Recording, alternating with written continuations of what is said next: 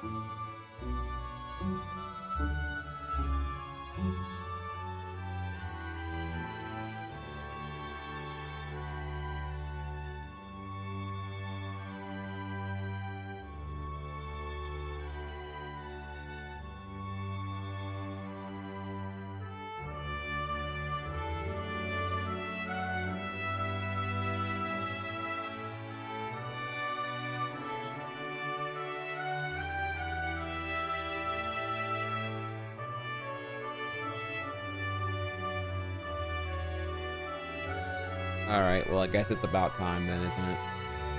All right, let's get over here then, and let's change scenes. Let's get to things. Well, I would if the camera was working, apparently. All right, I'll just have to fix that.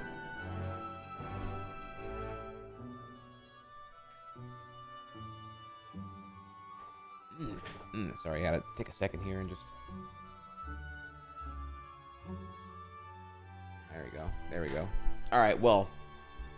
Hey, what's up, y'all? Oh, this is a metaphor song request here. Okay. Well, thank y'all so much for being patient. I admit it's been so long now that I don't quite... Anime, I don't really fuck with that. But hentai, that's my shit. Deprived Gamer is back with 99 months. One more month. Thank you, Deprived Gamer. Thank you so much. The big 99 months here. You know, I know when you see the little thing now, y'all are seeing here, there's like the option for the alternative alert, and then there's a default alert. So many of y'all, man, I'm bored of that alert. That was the alert for like 3 years straight, bro. And then like I gave you the option, now y'all just all excited to do it. Is there a way to pause song requests for alerts? I'm gonna say generally no. It would need to be song alert and song request and alerts managed on the same system. However, I don't have everything finished yet here. This is where my Stream Deck comes into play. I can just quickly pause songs. Anime, I don't really fuck with that. But hentai, that's my shit. Rare alert. White Jerome is back with 61 months. Thank you, White Jerome. Now, of course, I mean, it could be done arbitrarily if you like want to like custom program some kind of like, I don't know, script that is like, you know, checking two variables of like your alert manager and your song request manager, right? Yeah, it's like massive lift for low impact. I mean, if the human manually doing it is like a pretty low point of friction. I just don't have it set up right now. Not a big deal. Not a big deal. So yeah, okay. Well, what's going on, everyone? Stop holding back.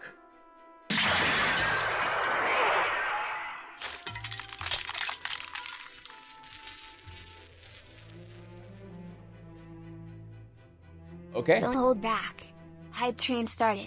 Hype. Okay. Well, there are alerts for hype trains here, y'all. So I don't think y'all have actually seen. So the hype train has now happened. It's not that common, and I did change how the parameters work now, so it's not like, you know, the easiest thing in the world to get to here. But right now, thank y'all again. Level 1. If it were to reach level 2, you would get to see.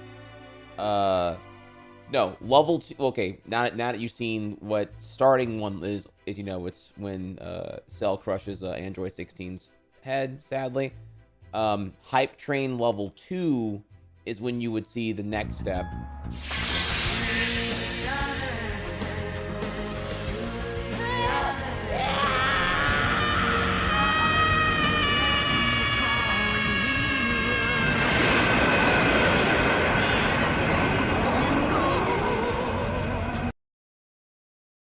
Now's your chance. Hype train has reached level 1. Myth, thank you for the 68 months. So yeah, it's like, and I made sure to make it worth like from here it gets pretty crazy. But yeah, you kind of get an idea of where it goes now with the hype train. So every time a level is met, anime, I don't really fuck with that. But hentai, that's my shit. And Month is back with 68 months. Bro, y'all out here just with the is Try Waifu still an emote?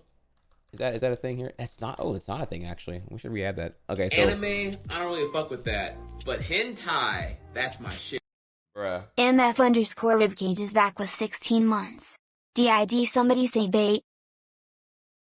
Ribcage, thank you so much for the 16 months. Yeah, Mythla, thank you for the 69 next month. By the way, so I have exactly 30 days to like figure out a custom alert for the 69 month sub. I actually don't really have an idea right now. I spent so long making everything I made so far here that I couldn't think of what the 69th month should be for subs. So I don't quite have an idea yet of what that needs to be actually. Anime, I don't really fuck with that. Oh my god, but dude. hentai, that's my shit. Kra is back with 79 months. Crawl, thank you as well for the 78-month streak. Y'all are amazing. Listen, I'm actually happy it's a chill stream right now because I feel so crusty. I feel so. Y'all deserve so much better, man, and I intend to give it to you. I had kind of a blah day today. I'm not gonna lie to you. If we can just take a second, like while we're this could reach hype train level 3. It doesn't have to, obviously, but you would see where the hype train is going now. And I know that you can tell clearly it's Gohan turning Super Saiyan 2, but there's a little twist to it that is exposed once it reaches, I believe, the next level. Because now it's Gohan has turned Super Saiyan 2. Now where would it go from here? So that is admittedly a little bit of a bait there, but obviously, like, if it reaches level 3, then y'all would see where that would go going forward. It's pretty cool. I like what I did with it here. I went pretty sweaty is how I would put it here, actually. It's a small thing, but it's a very Trihex thing. So, there is that to look forward to if we reach level 3. But to continue here, where was I going with this now? I haven't been live in a while, and thank you for your patience and understanding. Yeah, we have there's new overlays, there's new alerts. I have lots of really, really cool things here to show you, to walk you through. Today was kind of a rough day for me in terms of being productive. Normally I can get up and I can get in there, but today was the first day in a while I just could not get it.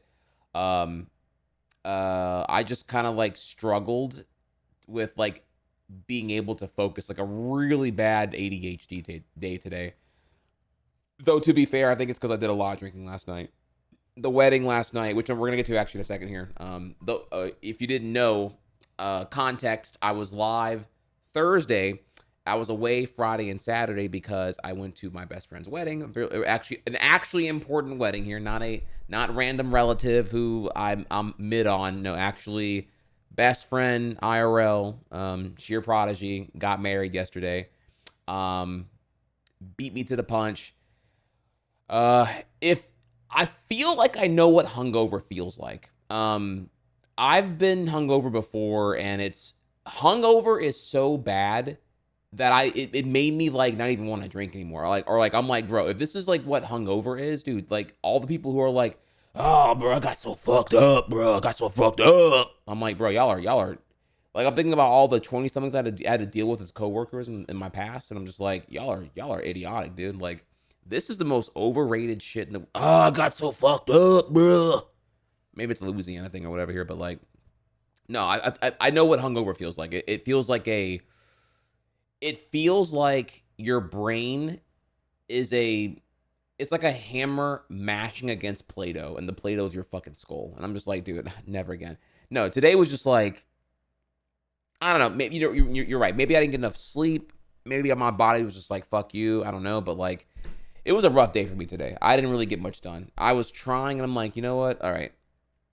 There's two roads here. Either A, I try to get this stuff done and then go live, I guess.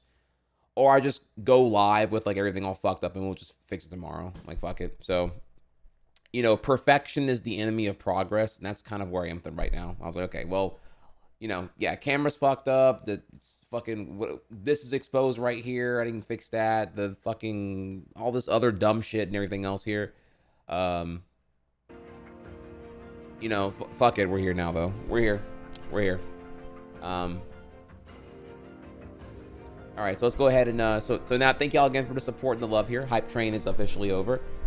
So I'll open here first with a rundown of today's stream. I'm gonna be very clear. It's a dud here today.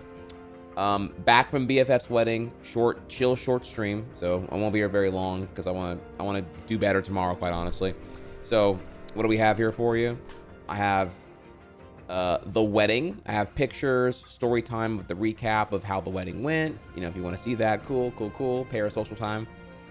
We have Real Talk, we have Pillow Talk, and then we have and that's pretty much it. You know, it's just again what I can fit in maybe a little bit over an hour from now. So how about we do that? There also was some breaking news stuff here. You might have saw the tweet here today that Jay-Z, staunch capitalist Jay-Z, who's worth somewhere around $2.5 billion. I mean, Jay-Z quietly went from $1 billion to $2 billion, and I don't think it was done in a way you're gonna approve of here. So and there are a lot of pictures of him and P. Diddy over the last 3 decades, and this is like breaking as of an hour ago here. Accused in a civil lawsuit of raping a 13-year-old girl in the year 2000 at an after party with Diddy. Yeah, we're gonna have to this is breaking though, so I want to kind of just say here I have to do a lot more looking on this whole thing here. Currently the victim has remained anonymous, but because New York State is an exception, and it has statute of limitations lifted for sexual assault. Actually, I should be in politics right now. Actually, this is like a really hot topic, I would say. Sorry. Yeah. Anyways, statute of limitations are extended for these cases now. This is like a recent revelation that the New York State has. So people are now. This is how like the P Diddy things came to be, right? So yeah, there's definitely there's some.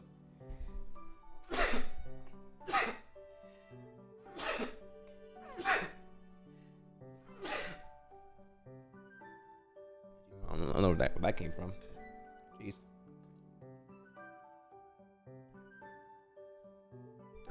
Yeah, so this is like just like more like a hey, FYI, you know. But I'm gonna save all the bigger topics for tomorrow. Don't worry. So we'll just kind of keep it here and go from there. Okay, so, and what I mean by bigger topics is, of course, here that the United Health CEO assassination, that's tomorrow. My Kendrick Lamar GNX album review is tomorrow. You know, big topics. Those are going to be tomorrow when I'm like less dead. Today, I just wanted to come live and wish y'all love and all that shit here, and we'll do it tomorrow. No, I can't do it too, because I actually care a lot about GNX, and I care a lot about the United CEO thing, because it's kind of this, it's a once in 100 year type of shit right now, or okay, not 100, but like once in like at least 40-year thing. This is like multiple decades in the making from where we are right now with the whole thing. And it's a pretty crazy topic that I have a lot of thoughts on. If you thought I was getting a little bit of the tism talking about the Ocean Gate submersible, man, wait until I show y'all what I got cooking on this fucking United CEO shit. It's crazy. So yeah, so you know, so save all your emotes of, you know, your gymnastics and all the other calisthenics flexing. Save all that shit for tomorrow, because we ain't talking about Canada and none of that shit today. Today is just gonna be way more.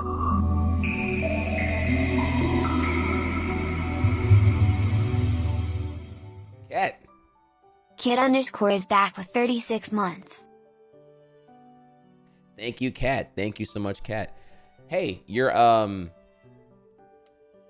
congrats on making it to 3 years. You have a new badge. I'm excited to get those badges updated as well here, but you know, you went from whatever the 2-year was to the 3-year now, so whatever that is to the orange. All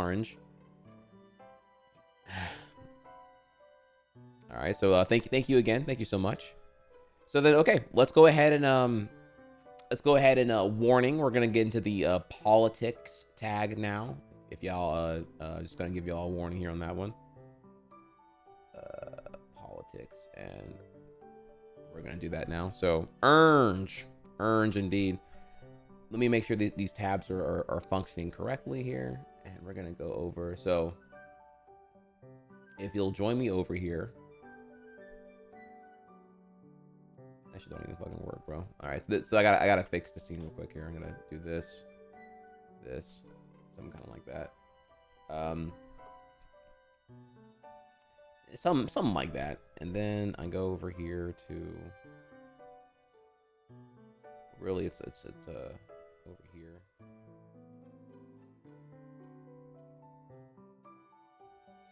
Yeah, some little like that, and now I need to.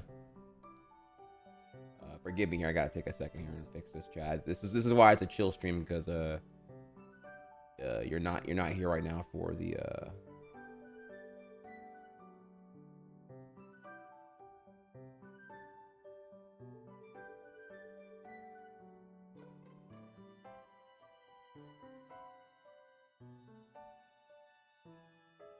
There we go. Okay, I did it.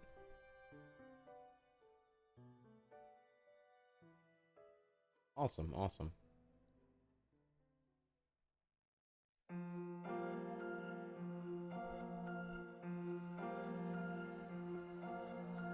right, let me see here. So, all right, everyone. So yeah, let's we have a very small palette of things here. These are just like, again, some pretty small topics here.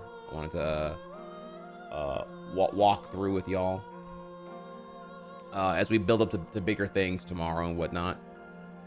So let me see here.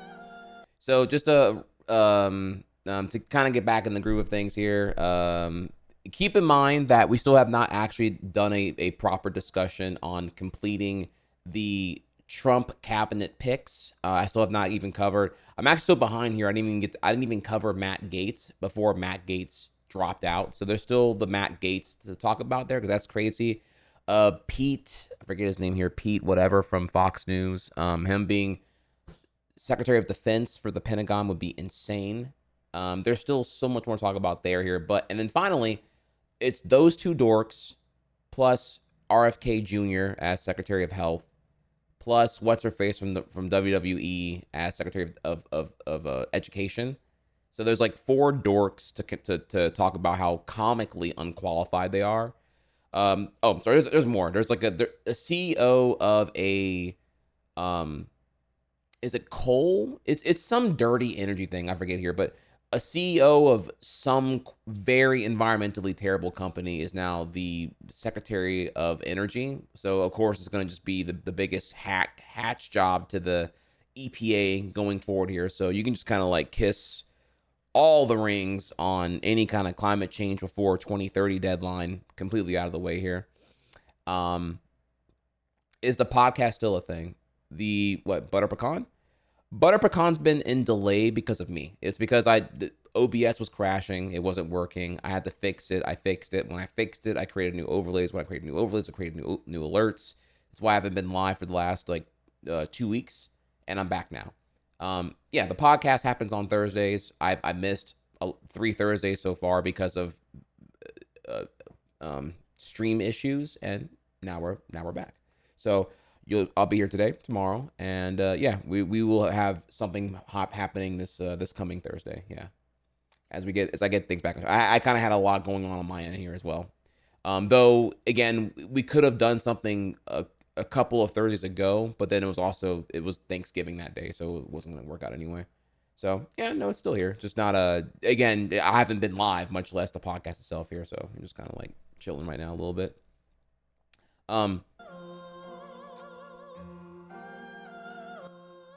So then from there we have as we get caught up here, we'll cover the Trump cabinet picks. They're all terrible. They're all comically unqualified, but there probably should be special attention put towards this independent advisory council that has no real power, that's being ran by Vivek Ramaswamy and Elon Musk.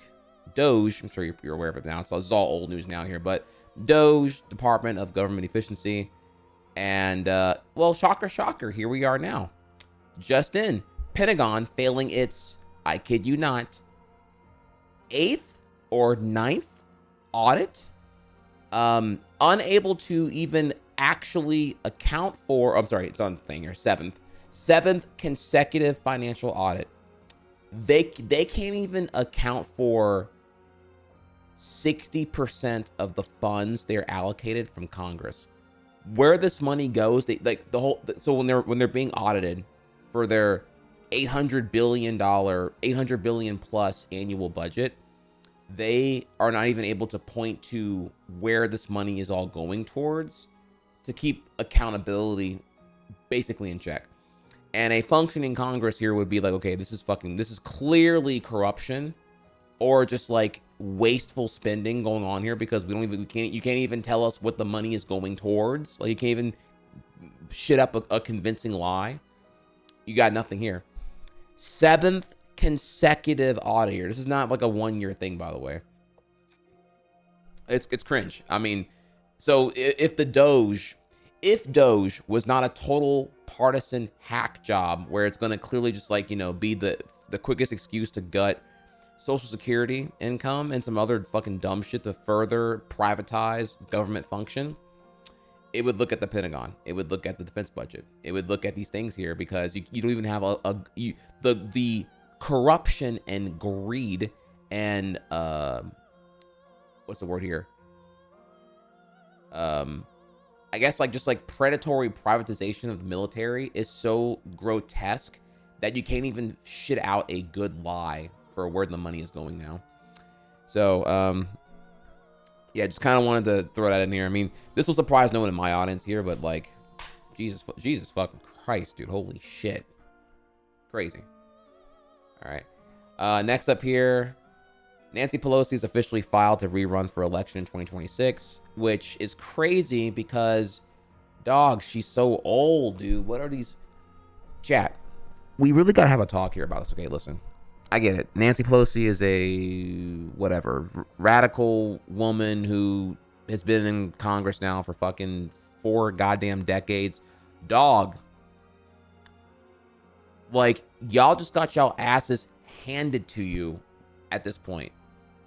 Swing states, popular vote, like a historically bad loss. Republicans have not won a popular vote in like decades, okay? Like, being the House Speaker, like, dog, you gotta, like, dude, you're old as fuck. You're not even gonna be alive for the decisions you're enacting at this point. Like, Jesus Christ, you need term limits here, dude. Holy shit.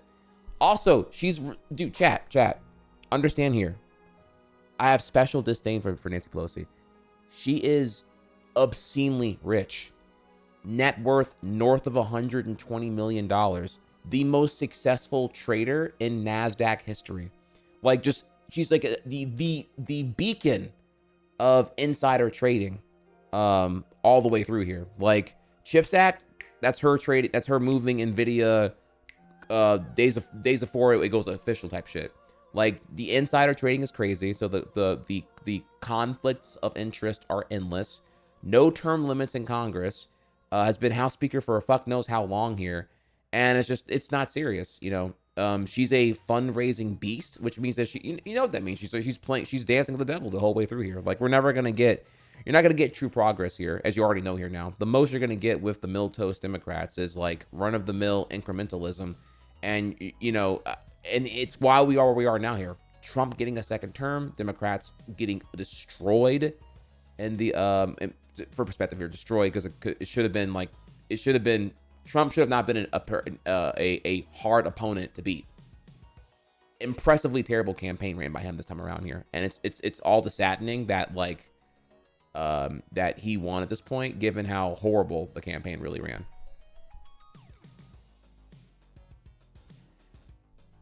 Okay, so anyways, yeah. So just wanted to, her term is up, and her current term is due in 2026, and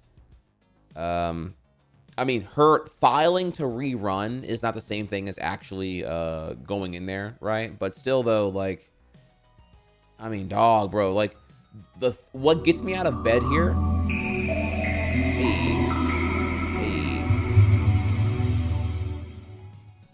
Sorry, I don't. Attractive is back with 106 months.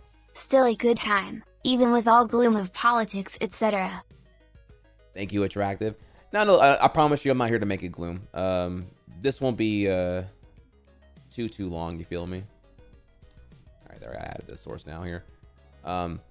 No, I always go back to spinning it back to positive here. Believe that. And the positive here is that, like, what gets me out of bed is that where we are now is people are mobilizing, people are organizing, and now there is nothing left to lose because the worst case scenario to me already happened. We're already there. Trump gets second term. He can do some crazy ass shit with the rogue Supreme Court that can kind of, for the most part, undermine Congress. He has you got lunatic Trump with a competently no, that's the word here. Confidently unqualified Trump cabinet, along with Republican majority, though a slim one on House and Senate. Everything's here. It's a sea full of red, and it's going to be a wacky, terrible, unproductive, painflation 2.0 electric boogaloo the next 4 years. And and for the smart ones, we already know here it's going to be terrible. I mean, he's going to do some fucking dumb shit, and like he's going to try to do some fucking trade war nonsense with like everyone involved: Canada, Mexico, China.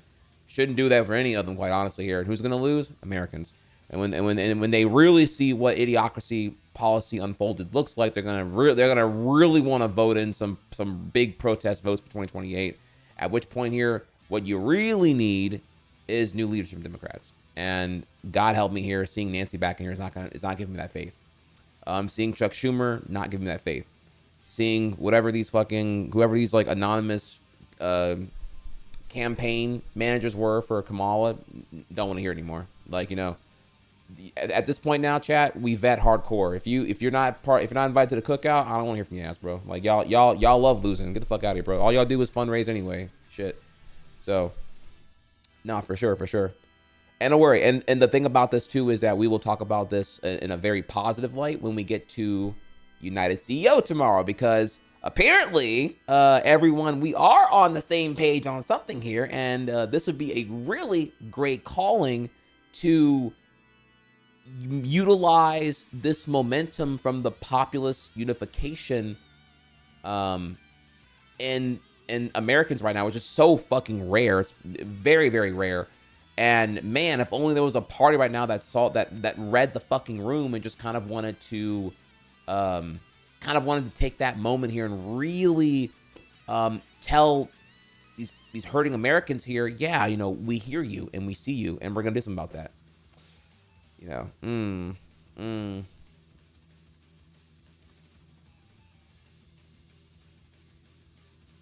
So small thing there. Okay, we're gonna go ahead and move on now about the whole thing. All right, next up. So if you remember here, Ryan Walters is this goofy clown out of the state of Oklahoma who bragged about bringing the Bible and the Constitution?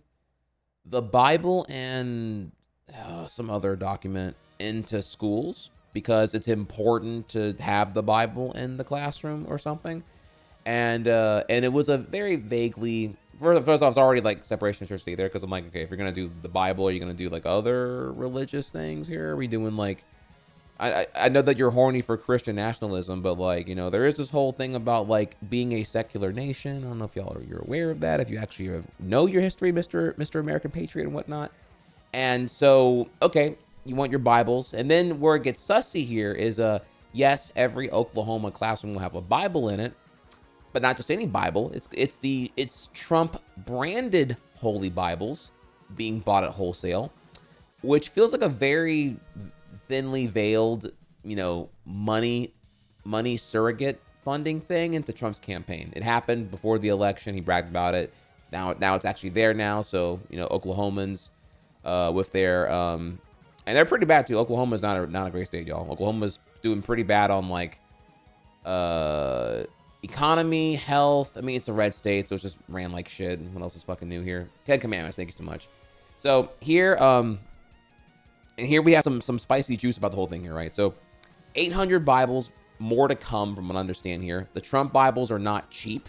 They're not like a conventional printed Bible that would be like, you know, just maybe right, like printed in Hong Kong, printed at some printing facility, maybe stateside, whatever here.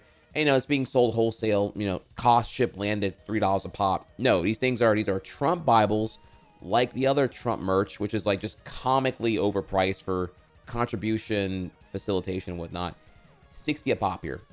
Let's listen in and hear some malarkey being fed here on CNN from him at this point. The books you bought from what you raised in your Twitter handle, I just saw a link to that, was the Trump endorsed Bible. That's $60 a pop. There are many Bibles available that are less than half of that. Why are you using the Trump endorsed Bible? What do you say to critics who argue this is clear-cut political pandering right here? What I would tell critics is we're going to teach American history in Oklahoma. So that includes the Bible, the Declaration of Independence, the Constitution, and Bill of Rights. They are all included in this Bible that we've purchased. The Bible will be back in every Oklahoma classroom. President Trump is bringing... Why the Trump Bible, though? Why not a cheaper Bible where you could save a lot of money in taxpayer dollars? I just told you. All of those documents are in this Bible that we purchased for our kids so that they could understand the full context of the founding documents. So we have the Bible, the Constitution, Declaration of Independence, Bill of Rights. These are all so important in our students understanding what makes America the greatest country in the history of the world. And again, look, the media doesn't have to like it, but the reality... The books you bought from what you raised in your Twitter... The media doesn't have to like it. The liberal media, like you, CNN, you have to just you're always pressing me about that these small caveats.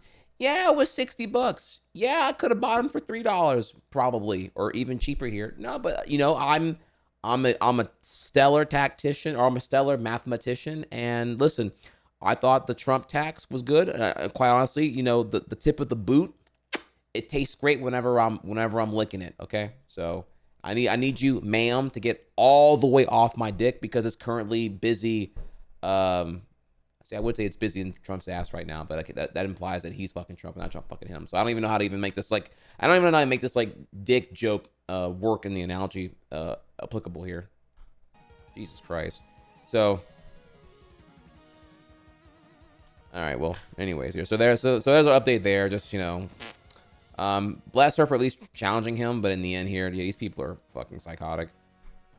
Next up here, John Fetterman, who you may recall here is the senator of Pennsylvania who was quite the progressive guy until he had a stroke or something, and now he's painfully stupid is the word I would use now. Axios, Pope Francis calls for a genocide investigation into Gaza. Okay. And this guy's been thumping hard for Israel the whole way through. Is he corrupt? Is it a snap in the 180 from the thing here? I don't fucking know, dude. But it's been painfully terrible to see the whole way through here. Actually, I reject the accusation and investigation in the strongest terms. This guy's gonna lose elections so fucking hard whenever he's up for due. I think it's in 2026. But yeah, he's definitely gonna be. This guy is incredibly unpopular now here. Backing up here, you reject an investigation. Why? I reject the accusation and investigation in the strongest terms here. You thump so hard for Israel, you don't even you reject even the investigation. Okay. Why would you reject the genocide investigation if you're so confident Israel has done nothing wrong? Yeah, that's a simple question there, isn't it? Right. Is he the one that beat Dr. Oz? He is, yes. And he's also now the one who, if Mehmet Oz, if he's gonna do good things, I support him. Where, when before it was Mehmet Oz was worth hundreds of millions of dollars, quack, oil salesman who was a carpetbagger because he didn't even own any property in Pennsylvania, less than a year and a half prior to campaigning. He very clearly has not been a lifelong resident of Pennsylvania, and so just kind of okay, yeah, you own multiple properties, you're already numerously wealthy, you're not even qualified to really be a senator here, but you're trying to just acquire more power because being rich isn't enough for psychopaths like you. So yeah, no, fuck Mehmet Oz, fuck John Fetterman, dude. This is so fucking stupid, dude. Moving on. And of course, yeah, if you want to see the actual video of him going crazy, here's Superintendent Ryan Walters of Oklahoma being cringe about the whole Bible classroom thing. But yeah, if Superintendent Walters really wanted to put Bibles in every classroom, he would have done it. It's not hard or expensive. It would take no more than a few hours of time and a handful of phone calls to secure private funds and the Bibles. Instead, he spent $24.5K of state funds to purchase 532 copies of Trump Bibles. The same amount would have secured at least 8,100 traditional Bibles. If his goal is to put Bibles in every classroom, why at a minimum didn't he maximize classrooms impacted? True. Because it's not his goal. The goal was to pander to future voters. The goal was to send a message to Trump. The goal was to continue to distract the public from failings of his administration. None of these goals involve education or religion, just grandstanding, which is what we're getting to here, right? But the Trump Bible includes the Constitution and Bill of Rights. Sure, but you could add those to the KJV Bible and print it on a single book for under $5. How do I know? I've produced multiple books. So historical documents are not why this version was chosen. The thing that really frustrates me, I wish it was really just about religion or education, because a difference of opinion provides a basis from which to understand each other and discuss differences. To disagree, better, as Governor Stitt says. But willfully false statements and misrepresentations provide nothing. You can't talk to or trust someone operating from a base you both know to be false. In other words, you can and should work with people whom you disagree. You can't and shouldn't work with liars. Which, yeah, Trump's full of them. Especially this guy here. So, as you all know, it's really painfully obvious here, right? Just guys, as you pandering to the MAGA base here, trying to get some things going the whole way through. And it's extra cringe because it's literally at the expense of wasting taxpayer money, something we're very good at doing here in USA. But simultaneously, Oklahoma children, just like, god damn, bro, just like, fuck, man. It's so ugh, gross, right? All right, and then moving on here now. Again, forgive me here. We're really behind on topics, so I'm trying to like slowly get used to like not going over on politic time. You know, that way it's not like, you know, because I do want to get back to gameplay at some capacity here now that we're getting our streams up and going here. But following the election, you may have heard here there was this very rare breed of voter that simultaneously that they're in AOC's New York district. And they voted for AOC on re-election, but for presidential, they voted for Trump. So they love AOC because, you know, she's real, she's accessible. Sorry about that. But they also voted for Trump. And yeah, I want you to, this is a very crazy phenomenon here. I want you to, yes, there are people who voted Trump, but then on House Rep, they voted AOC. So it's like, what's going on here? Because very clearly, if it was a policy substance thing, they would have went Kamala Harris, right? But they voted Trump, but they still like AOC. So this goes back to what I said earlier. Remember what I said here, okay? About this. Painfully low information, non-substance, vibes. Big on the vibes here, okay? Keep that in mind. So let's listen in. You like AOC? Yeah. Did you vote for her? Yeah. How are you feeling about Trump's upcoming presidency, Trump 2? I voted for him. Oh, who did you vote for, if I can ask? For Trump. Did you vote for AOC? Yes, I did. Explain yourself. She's Spanish, you know, so I'm Spanish too. The United States is not ready for a woman person. Si fuera mí, ¿por quién iba a votar? Por Donald Trump. Oh, really? Sí. ¿Por qué Donald Trump? Porque me gusta. ¿Por qué te gusta? Me gusta como él. La gente está ahora asustado porque los inmigrantes están bastante feos, lo van a Pero tú eres inmigrante. Tengo mis papeles. Yo vine por la puerta grande. ¿Conoces AOC, Alexandria Ocasio-Cortez? Sí. La congresswoman? Sí. ¿Qué piensas de AOC? Es buena, me gusta. Why do you think someone would vote for AOC, who's like as far left as you can get almost? Because people know more about her, and then, you know, that's how it goes. I don't know much about Kamala Harris. To me, Kamala Harris is a puppet. A puppet of who? A puppet for the system. Why do you think Kamala didn't do as well as Biden did in this area, right where we are now? Because for black people, we already knew her being a prosecutor, how many black children she put in jail. And we knew her past. She told the world she was a black woman and she's from India. Not that there's no black people in India, but she's not. Us. You was prosecuting people for a little bit of marijuana, now you all in for marijuana. We appreciate realness. The prices is high. Everything is going up. All right, try to pause here. Okay. All of these are worth dissecting here, but my gentleman here though, one more time, please, because he was spitting there. He was spitting there. Hang on. Was prosecuting people for a little bit of marijuana. Now you all in for marijuana. We appreciate realness. We appreciate realness. This is true. Notice if you go back to my coverage here, I covered here that her campaign 3 separate occasions said that were for federal legalization of marijuana. And I'm just like, I don't buy it, bro. She was shitting on marijuana in 2019 when she was running for a Democratic primary. And now you're busting this fucking 180 when like and I just under Biden's cabinet, I felt there would have been more of a push to do this, because like it's very clear that like federal decriminalization / legalization of recreational marijuana is an incredibly popular thing that would get so many fucking people riled up here. But I'm assuming that it's either the war on drugs, private prisons, or just big tobacco. Someone's lobbying here to make sure that doesn't fucking happen very clearly. I don't know even what camp of what sector of the corruption it's coming from right now, but like, yeah, it's a slam dunk. It's like it's a slam dunk that's like second only to like fucking bumping up the minimum wage here.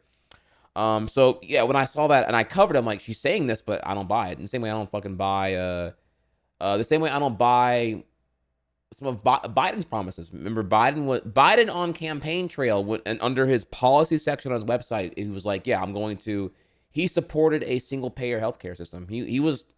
There was never specifics. And then when he got elected, that just kind of like vanished pretty quickly. But that was something promised here, in the same way that like student debt cancellation was also like a pretty big one. Then it became a means tested thing. Then it became like double mean tested. Now it's like, okay, we'll cancel this much debt if you make under this much money, if it's sourced from these conditions. And it's like, all right, bro, like anime, I don't really fuck with that, but hentai, that's my shit. Welcome back, Rambo Dice Clay. Use Twitch Prime. Welcome back, Rambo. What's good, homie? Thank you so much. So, I have to agree here. It comes off as pandering, illegitimate. Where's your substance at here? I don't know. There's a lot about the Harris campaign that I was not a fan of here, and I did not buy the marijuana shit for a second here, for sure. So, and you see here what that result looks like here on the when you're eared to the streets, you don't seem real. You seem like a puppet. I have to agree. And in the end, that comes back here on a substantive basis. It's like you didn't do enough to distinguish from Biden in terms of like what people were perceiving you as, right? That's the whole thing that we covered in the past here on my big critiques here. She went on The View. How are you different from Biden? I don't know. I'm kind of the same. Yeah, that's what you're gonna roll with here. Biden, who's like coasting at like 35% popularity approval rating right now, like out the gate. Yeah, that's your winning strategy here. Yeah, man, we need a primary, definitely, for sure. The prices is high. Everything is going up. So what you expect?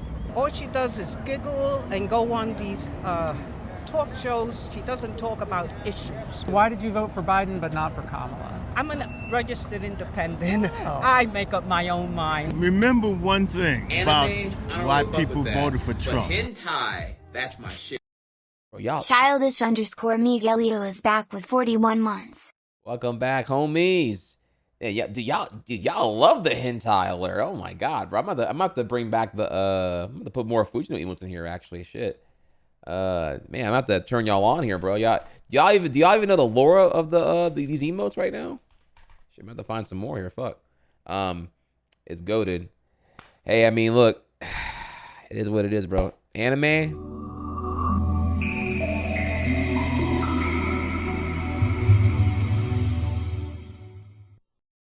K4_Master is back with 107 months.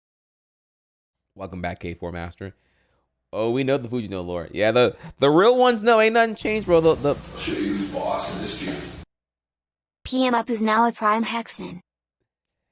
I'm sorry. I'm gonna that alert is the wrong size right now. I'm gonna I'm fixing all of that tomorrow. Just today's kind of a shit show stream here, but thank y'all again, everyone, for coming back here, hanging out, chilling, all that shit here.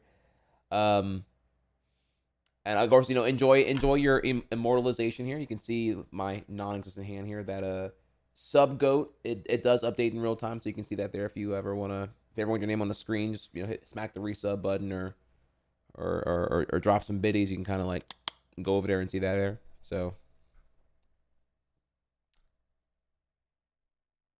Independent. I make up my own mind. Remember one thing about why people voted for Trump.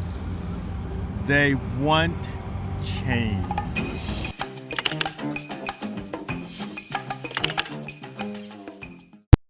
It's true. They do. They want change. Voting for Trump is partially I want systemic change, partially an anti-incumbent vote. Kamala is seen as like Biden 2, and people don't want more of Biden. They want bigger change, quite honestly. And sadly, one of these two people were promising radical change. Kamala was promising improvement, but Trump was, while lying his ass off here, clearly was like, promising radical change. Very unfortunate that we're stuck with the situation where it was like just these options here in its own way, unfortunately. So yeah, very unfortunate here, but yeah, a very interesting phenomenon though, the AOC Trump voter, which again, I want to bring back here, really emphasizes vibes. We are in the era of aesthetic. We are in the era of the influencer, and you got to do some influencing, man. You can't be like, politics is not how it was in 2008. How Obama came to be, which was like right at the cusp of social media pollination. This is where we are now. We're in post-social media world. It's the era of the influencer, and the vibes are really heavy. I ain't got time to read all the, Kamala said, an opportunity-based economy with like, first-time home buyer tax credit and child tax credit. Man, you got to hit them with the hard. You got to say big shit. You got to hit them with the whole free college. Boom. Student debt cancellation. Boom. Whatever here. It's got to be like punchy, one sentence long kind of thing. Not this like long, like tax credit. Don't get me out of bed, bro. I don't want to hear about I'm gonna get something on tax refund once a fucking year. I'm not sure even fucking works. You know what I'm saying? Like, I want to hear like, I want someone's gonna, the fuck are you doing for me? Type shit. You feel me? So, and I wish it wasn't so like blunt and so optics based like that. But now that we have the 24 election results, that gives us a lot of data to look into here on how the American populace is reacting to these kind of things here now. And the thing is, the messaging is really, really, really, really, really important now. Like I said here in the end, let them hear what they think they want, but it actually be what they need. And that's how you get it done. You can't just tell them what they need. You can't challenge their worldview whenever they're not even based in reality anyway here, right? Like these, like, if people are getting their news from influencers now, like if it's like influencers and podcasts is where they're getting their crap from, then it's like you have to. There's only two options here. Either you do a fucking literacy boosting, like some massive literacy boost campaign to get the Americans less stupid, I guess, or something. I don't know, stupid is a kind of a hard word, but more like, what's the word here? More like information literate. Is that what I'm trying to say? Information literate, critical thinking, like just like we're not there anymore. And when we really think about it here, when I bring up these facts that the average U.S. adult is on a 5th grade reading level, and that Republican voters, they watch their news. They're not reading the written word. So then think about how much slower the new like video segments are. They have to be produced. The written word is near instant. The watched video is like that goes from the written word to a script to then a shoot to then an edit. It's so much slower, and there's so much more propaganda vulnerability when you're talking about how slow it must go through these media production apparatus. apparatus is, yeah, plural, whatever here, right? Yeah, it's just a little bit different here, and it's going to be hard. It's going to be definitely hard to think about that. However, though, again, to clarify here, that is when we're talking about like the majority of the average normie Americans. Alternatively, you could just like run awesome policy, and then you would get organic grassroots enthusiasm, and then you would get this like stagnant, I don't know, like 45% of the voting populace to actually come out and vote if they were promised compelling things here. They're just disengaged because like you ain't getting them out of bed. You ain't telling them what they want to fucking hear.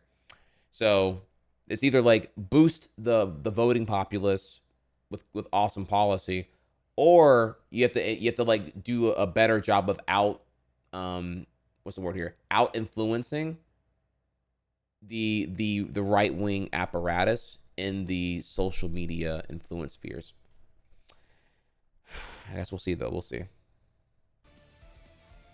Continuing on here now. Speaking of that, so if you're enjoying a fun time here, chat, our last thing today on Real Talk will be that there was a Pew poll that was done recently, and shocker, would you believe that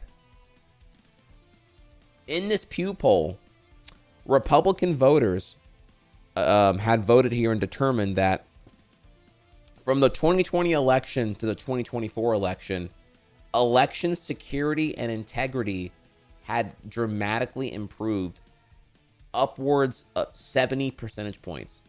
Election integrity in 2020 for Republican voters, same poll, 21% approval. I wonder why. 2024, Trump wins. They're polled again, 91% approval. I mean, Chad, the punchline writes itself here. I hate to say it, y'all. We are in the dumbest time. I hate, historians will look back here and be like, damn, bro, they were fucking dumb at that point. They were so dumb. Whenever it's 2060 and there's just like blatantly like when like every problem is coming from like scarcity of supply, uninhabitable portions of the planet, and coastal erosion, a 8 to 12 degree Celsius or 8 to 12 degree Fahrenheit global temperature increase, increasingly volatile weather, 10-month sessions of just like irritable weather patterns where you can't even predict when hurricanes are going to happen anymore. All that shit, right? Whenever it's just like that all the fucking time, we'll think back to this current time and be like, damn, bro, y'all let that idiot back in office again here, knowing what was on the line for those 2030 projections for climate change. And it was because, and then you see shit like this, and you're just like, damn, bro, idiocracy all the way through. Yeah, no, it's unfortunate. I hate that we have to exist in this time where it's gonna be like decades of consequence. It's the rest of our lives, honestly. Let's be real here. It's the rest of our lives are gonna be consequences of these actions that happen here now, and but even like the next generations onward, right? Like Zoomer, Alpha, and Beta, even when that comes into play here, like all of them are fucked. Like Beta will be born into the the mid 2020s here and not even know pre-climate change or pre-climate disaster as like a it'll just be the status quo here, just like fucking stupid. Okay, all right, well. So that will conclude Real Talk today. Thank you all again here. Reminder again here. So tomorrow will be the big stuff here, right? That's just a small little warm up, I would say here right now. So tomorrow will be United CEO assassination. Tomorrow will be, I have a billion more topics here. Just kind of wanted to get in here and kind of get the pen and the pad warmed up here again as I'm like getting my groove back a little bit here, Yeah, we just chilling right now. All right, let's go ahead and of course, I'm sorry, here's the link by the way to the yeah, this is actually breaking news here. This is like I'll drop a link here for you if you wanted to. Actually, let's look at this too before we go away. I'm kind of curious here too actually about this. I haven't read this yet. So This is breaking on our end here. This is like very, very, very, very recent. Jay-Z accused in a civil lawsuit of raping a 13-year-old girl in 2000, along with P. Diddy. Jay-Z, the star rapper and entrepreneur whose real name is Sean Carter, was accused in a lawsuit Sunday of raping a 13-year-old girl in 2000, allegedly along with P. Diddy. The anonymous accuser, identified as Jane Doe, said the assault happened after she was driven to an MTV Video Music Awards afterparty. The federal lawsuit was originally filed in October in Southern District of New York, listing Combs as a defendant. It was refiled Sunday to include Carter. Carter's attorney, Alex Spiro, and his publicist, as well as Combs' representatives, did not immediately respond to requests for a comment. Texas-based attorney Tony Busby, who filed the suit, did not comment. Busby has filed several lawsuits in recent months. All have withheld their complainants' names, accusing Combs of assault and rape. This is the first suit in which he was named after he named another high-profile defendant. Combs has repeatedly denied all accusations against him. Federal prosecutors in New York criminally charged him in September with racketeering, sex trafficking, and other offenses, and he is behind bars at Brooklyn's Metropolitan Detention Center after he was denied bail for a third time last month. His trial is scheduled for May 5th. Oh boy, the content. Prosecutors said in a court hearing last month that they are in the process of potentially bringing more charges against Combs in a superseding indictment. Before Sunday's lawsuit was refiled, Carter received a letter from plaintiff's counsel requesting a mediation to resolve this matter, Busby wrote in the suit. NBC News has seen this letter. In response to the letter, Busby wrote in the suit, Carter filed his own lawsuit against the accuser's attorneys. The lawsuit claims that in 2000, when Doe was 13 years old, Combs and Carter raped her at a house party after the MTV Video Music Awards in New York. The lawsuit says a friend dropped her off at the VMAs at Radio City Music Hall. She did not have a ticket, and she approached various limousine drivers to try to gain access to the show or an after party.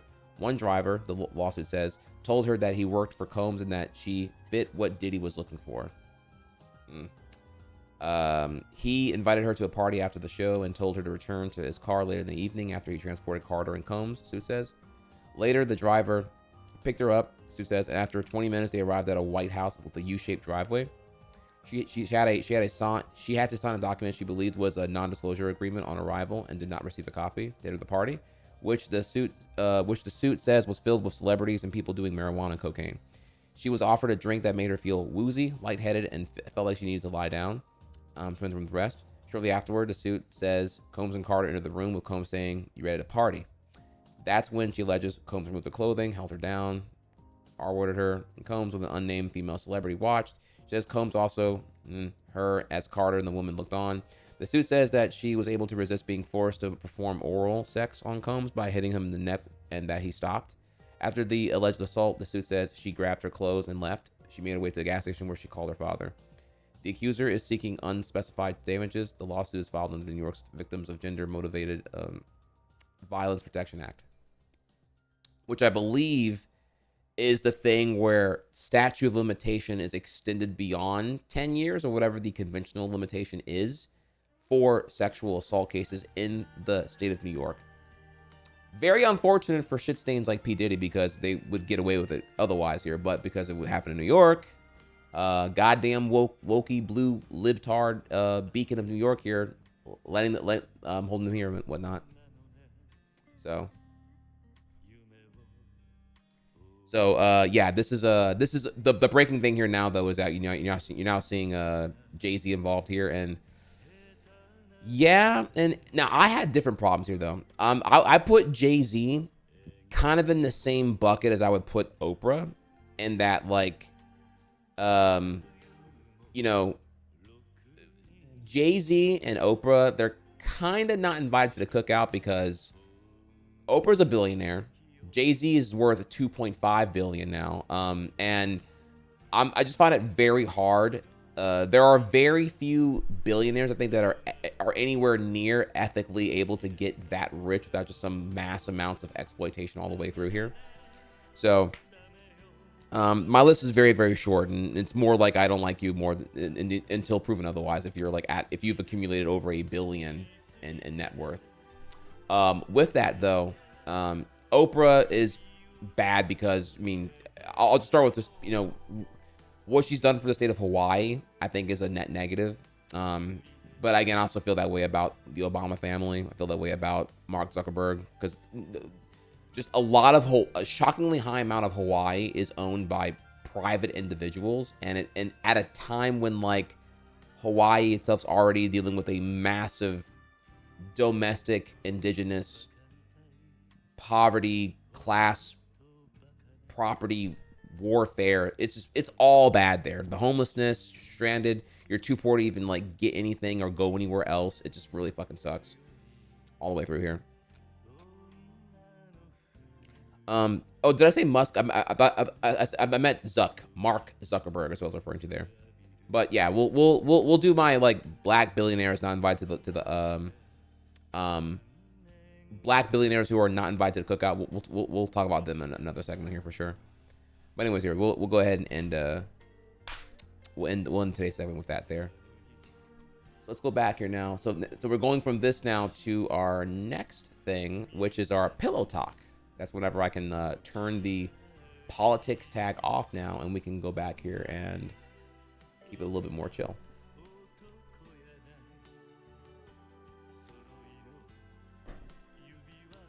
Are we covering the Diddy Chronicles? What do you want to know? Like, do you mean like do you want me to cover like, because Diddy got a long rap sheet. I mean, I think I kind of like gave a quick summary of it, but I mean, Diddy's got sus shit going as far back as like 1991. If anything, I would rather there's a really good YouTube video that I skimmed that has it's telling 50 Cent's point of view, because I can give you the depressing long story of like P. Diddy being gross and questionable for 3 decades straight. However, P. Diddy and 50 Cent have always beefed, and now that P. Diddy's getting is canceled now effectively, right? Colloquial short term here word. There's now a really funny video that just kind of tells you the whole backstory of the 50 Cent P. Diddy beef, and how much 50 Cent had been trolling him the whole way through, calling him a fuckboy, being like, fuck you and whatnot. That video, it's like an hour long, but it's a great watch. That video would be a great, like, an entertaining way to show y'all P. Diddy being gross. Me just telling you that this dude got away with it for 3 decades is kind of depressing. So, also, by the way here, I mean, if we're gonna go further here, by the way, Jay-Z, look, if you want me to go all out there right now, Jay-Z and Beyonce getting together, Jay-Z was kind of like up on Beyonce, like he was in his 30s when Beyonce was 19 and he was talking to, I mean, I don't know if I want to use the word grooming, but like, you kind of look back on them receipts right now, and like Beyonce and Jay-Z, that was kind of like something to look into there, by the way, just saying here. But I don't even got to get into all that here. I don't even got to talk about the individual shit here. We'll just focus on dude's worth 2.5 billion. I don't think you get to that level of wealth without being a total dick. So, but yeah, like capitalist Jay-Z, kind of cringe. Him being tight with like P. Diddy for decades, and definitely been at some P. Diddy parties, kind of cringe.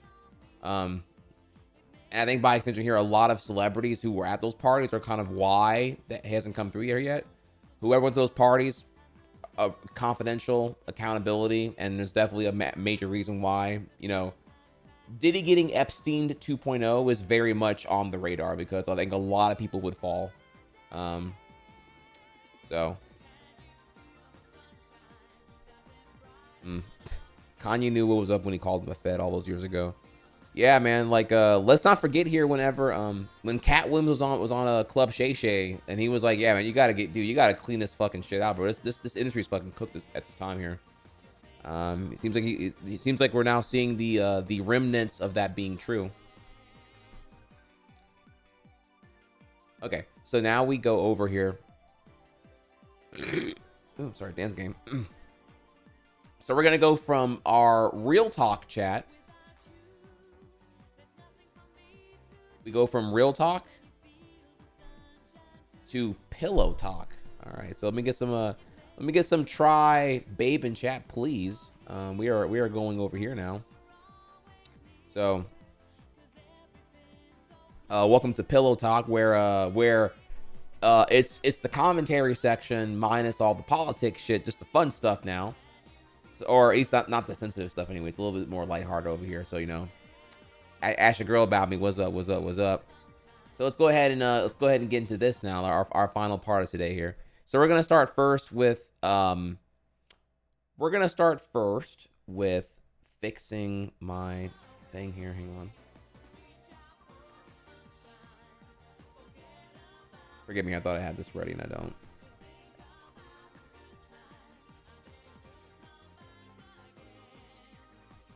Again, shit show stream right now, you know.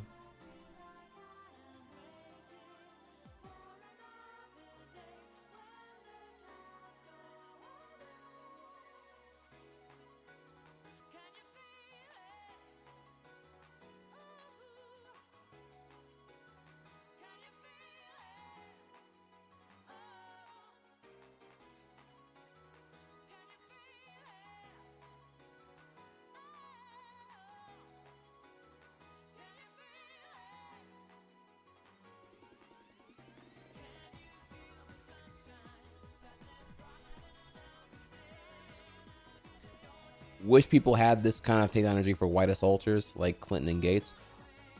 Genuinely, I'm right there with you. The fact that like Clinton is on the Epstein list and like they still use them for campaigning in Michigan to tell the Arabs to go fuck off. Terrible campaign. Holy fuck. I find that annoying. Epstein saying in 2017 that Trump is like my best friend and we hang out all the time and there's like countless pictures and he's on 7 separate flight logs.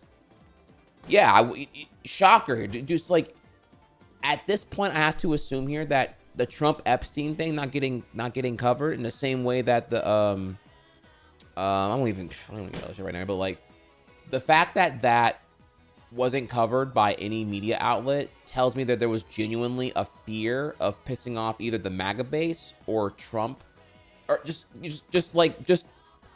pussy fuckboy U.S. journalism, dude. It's so corrupt and a cesspool of nepotism garbage, or whatever the word I'm looking for is right now. I'm not even sure here, but like, yeah, no, I mean, I hear you all the way through. The consolidation of power, it's so cringe. In a functioning society, these things would have been like brought to light and been like, hey, this guy's got a lot of reasons to be not given all this power.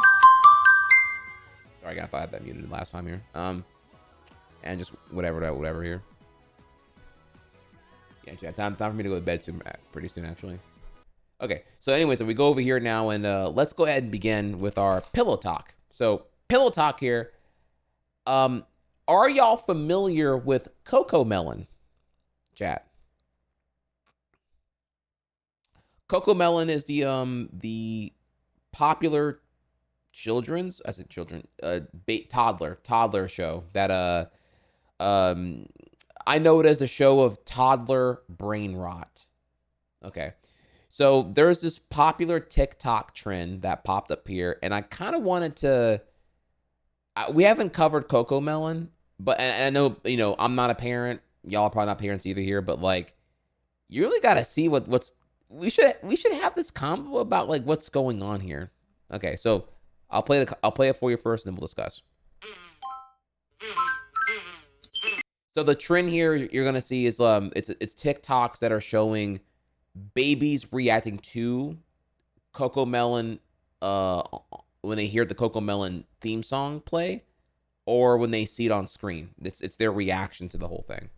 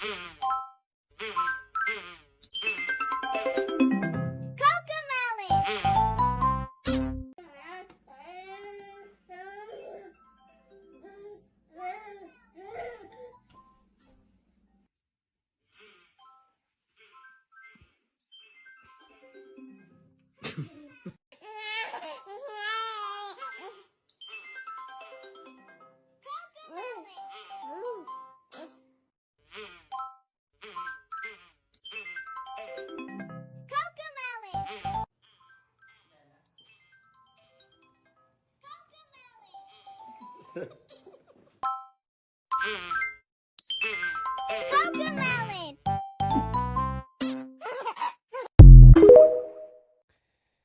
Yeah, so so it's this trend that's cute apparently, where just like the obedience of your dog, the toddler comes running to the whatever device is playing the Cocomelon, because it's like it is effectively the hot spicy Cheeto of toddler brain rot all the way through here.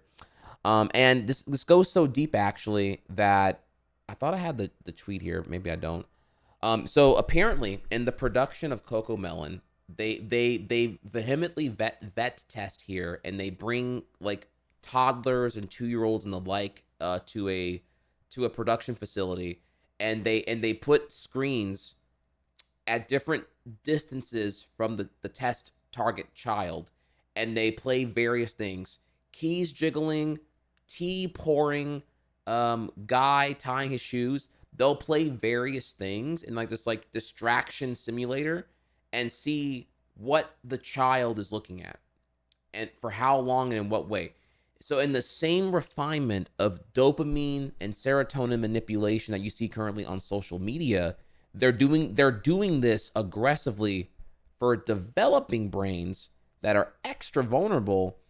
And it works because Cocomelon's incredibly popular, and it's getting so refined now that our primitive biological brain matter is unable to just like keep up with this here in some kind of counteractive evolutionary state. And so you're getting wined and dined by these like calculatedly engineered videos meant to just like drive up attention and retention. So yeah, you should read on it. I thought I had the thing here. I don't have it. I'm sorry here. But like, yeah, Cocomelon seems to be doing the social media thing. Let me build the most addictive product possible, which is vehemently the antithesis for what's supposed to be like productive child development programming. The reasons why PBS, Sesame Street, Blue's Clues, I don't know, I'm old here, Gullah Gullah Island, Dora the Explorer, like whatever cool show you can think of whenever you were a child, because it encouraged like reading, writing, counting, math, pattern recognition, logic, whatever here, right? This is not that. This is brain rot all the way through. It is to be the most addictive, overstimulating garbage this side around here. And growing up in technology saturation that we currently have right now is already one thing. But then it already hitting you with no consent at age 2, and I worry. I worry. I worry a lot. I'm gonna be real here. I don't even know what to even say. This feels very much like it's one thing when you're like, I guess like 14, 15 years old, and even then I'd argue you don't know any better, right? You're born into a world of social media already existing, and what are you going to do? You're only as strong as the weakest link here. You're the one friend who doesn't have a smartphone or doesn't have you're not on whatever social media people are using now, I guess. I wouldn't say Facebook at this point because it's boomer central, but like whatever it is now, right? And then, but also whenever you're like 2 years old and you're being fed like high fructose corn syrup utilized baby formula to get you addicted to sugar early in your life before you can even have like a conscious thought about like what you want to eat, much less, you're being fed brain rot addictive products like Cocomelon before you can even have your I don't know, like language center, competently developed yet. I guess the future parent in me just kind of like, is like, dude, I don't like where this is going. I wish we were having a discussion about like what we're doing for our kids right now or some shit. Like this is the iPad kids. That's mostly bad parenting, right? Fair enough. Cocomelon is like, oh no, even the products are doing what the tobacco industry does as methodology here. And now that feels bad. Like, iPad's not built to predatorily target, children, the adolescents to like, consume day in and day out. Onus is going to be on parents and, hoorah freedom to be engaged in what your fucking children are doing, right? But here's Coco Melon just like, yeah, we're creating a hot take here. We're creating cigarettes, the equivalent of such here to aggressively target children. In the same way I think that like sugary cereals are predatory towards children, the same way I feel Coco Melon is predatory towards children. So yeah, this is not cute to me. Very concerning. Very concerning.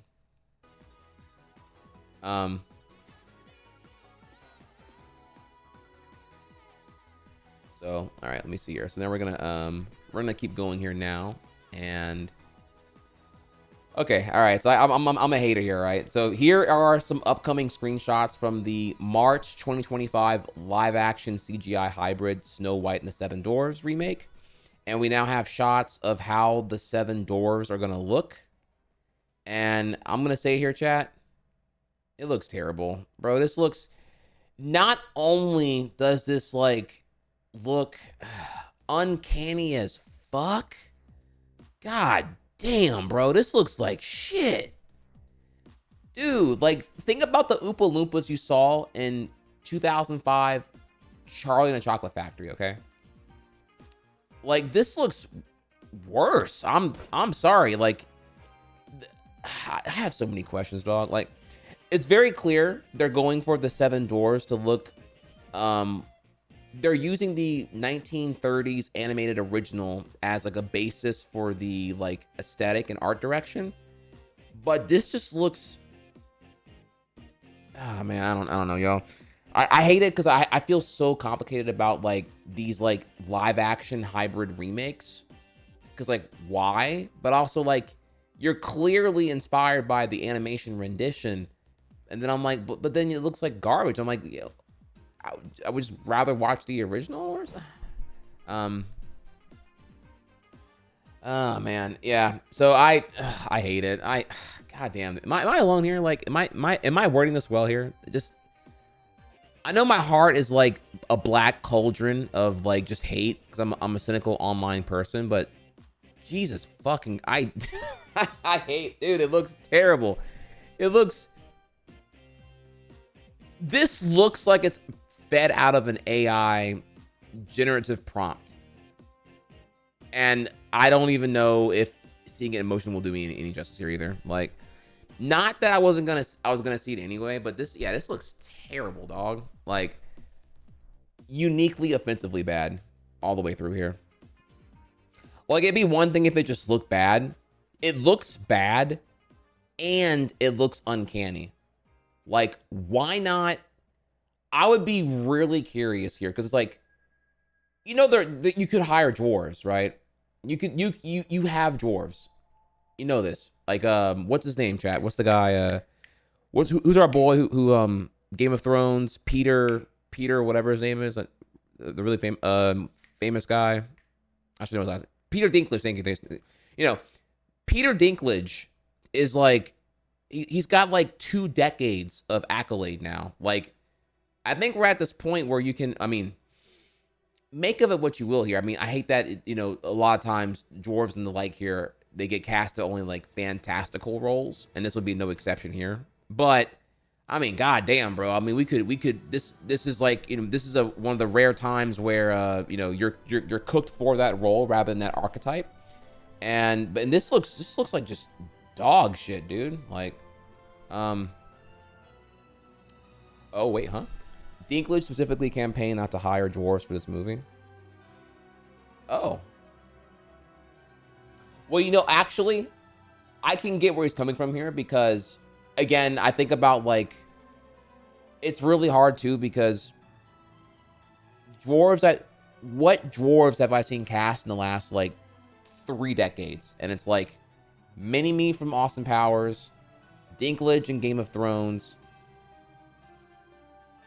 and whoever the one actor was who did the Oompa Loompas and 05 Charlie Chocolate Factory. Well, dude in Jackass was not really like, I mean, that's just him being, I mean, I guess I can count, right? That's just him being him. That's him as himself. So now you'd have to tell me here, was Dinklage so outspoken that people are thinking that this is why Snow White is this way right here. I gotta look into that. I didn't know that part actually. I came here today to kind of tell you that I saw this and I hated it. I hate it a lot. Like, I hate this, and man. Okay, remind me here. I'm gonna show y'all too the How to Train Your Dragon teaser trailer, because that also it's another movie. And I'm just like, why are we doing this, bro? Complicated for sure. 40 chess move Peter wants Disney to fail. I mean, yeah, this is looking like it's gonna be. The whole movie is just like, ugh, bro. So yeah, I have hate in my heart, y'all. We'll move on here. Actually, no. This topic is here. Let's go ahead and do this right now. Actually, fuck it. Okay, so let's go ahead and look at the this thing here real quick. I'm gonna grab this here for us. A spontaneous derail here. So we're looking at the How to Train Your Dragon live action. All right, y'all. We are going to hell. And we will discuss after we're back from the video.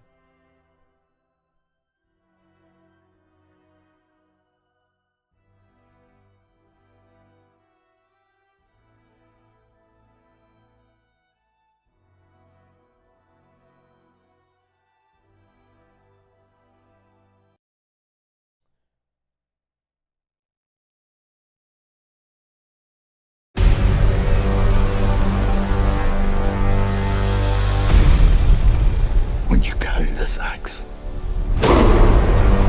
you carry all of us with you. Dad, I can't kill dragons.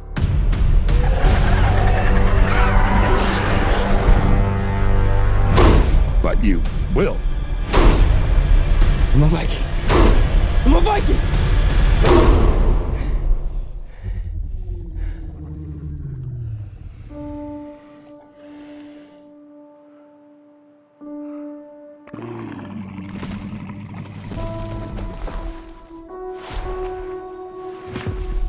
It's okay. I won't hurt you.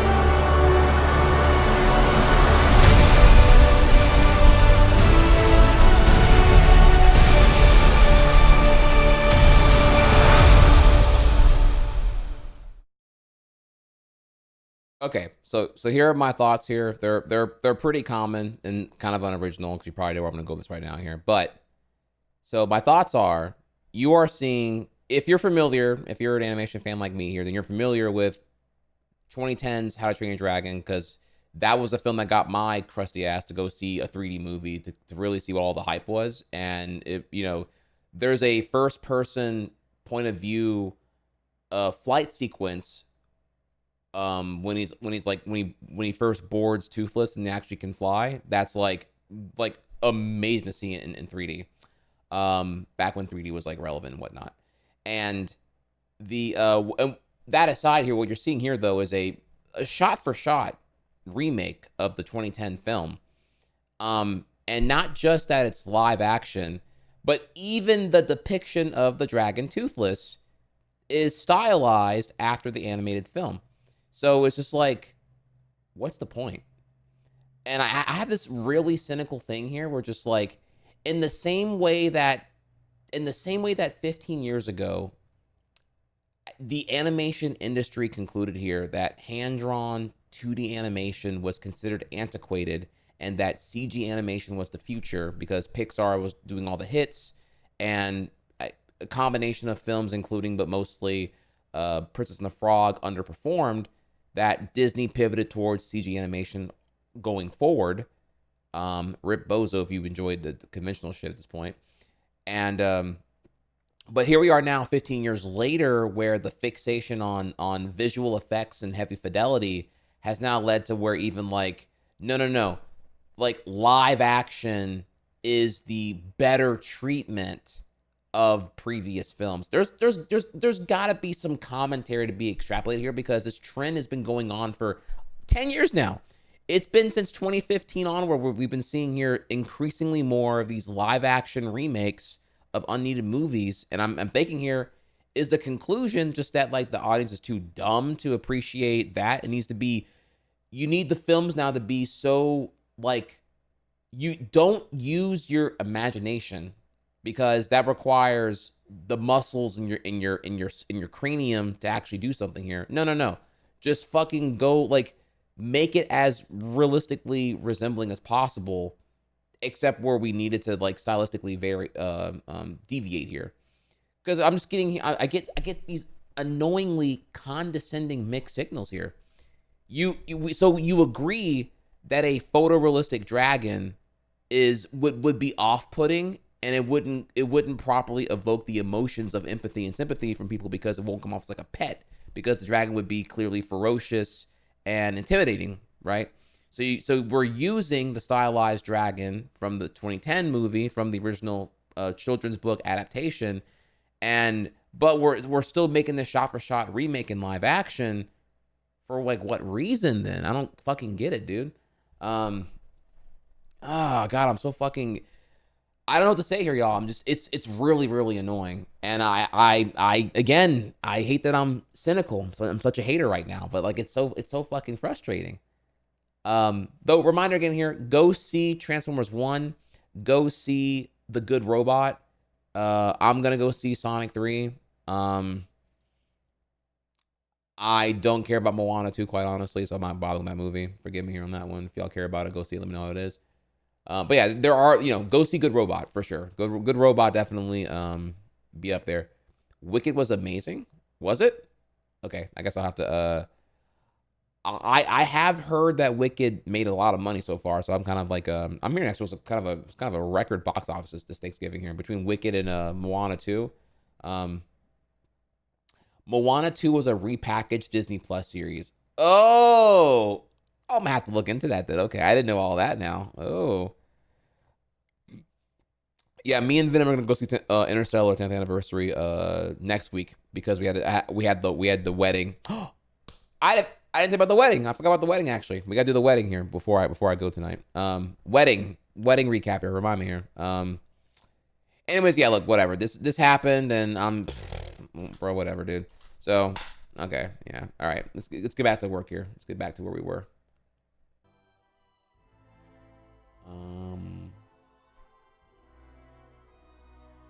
Anyways, yeah. So, hate my heart.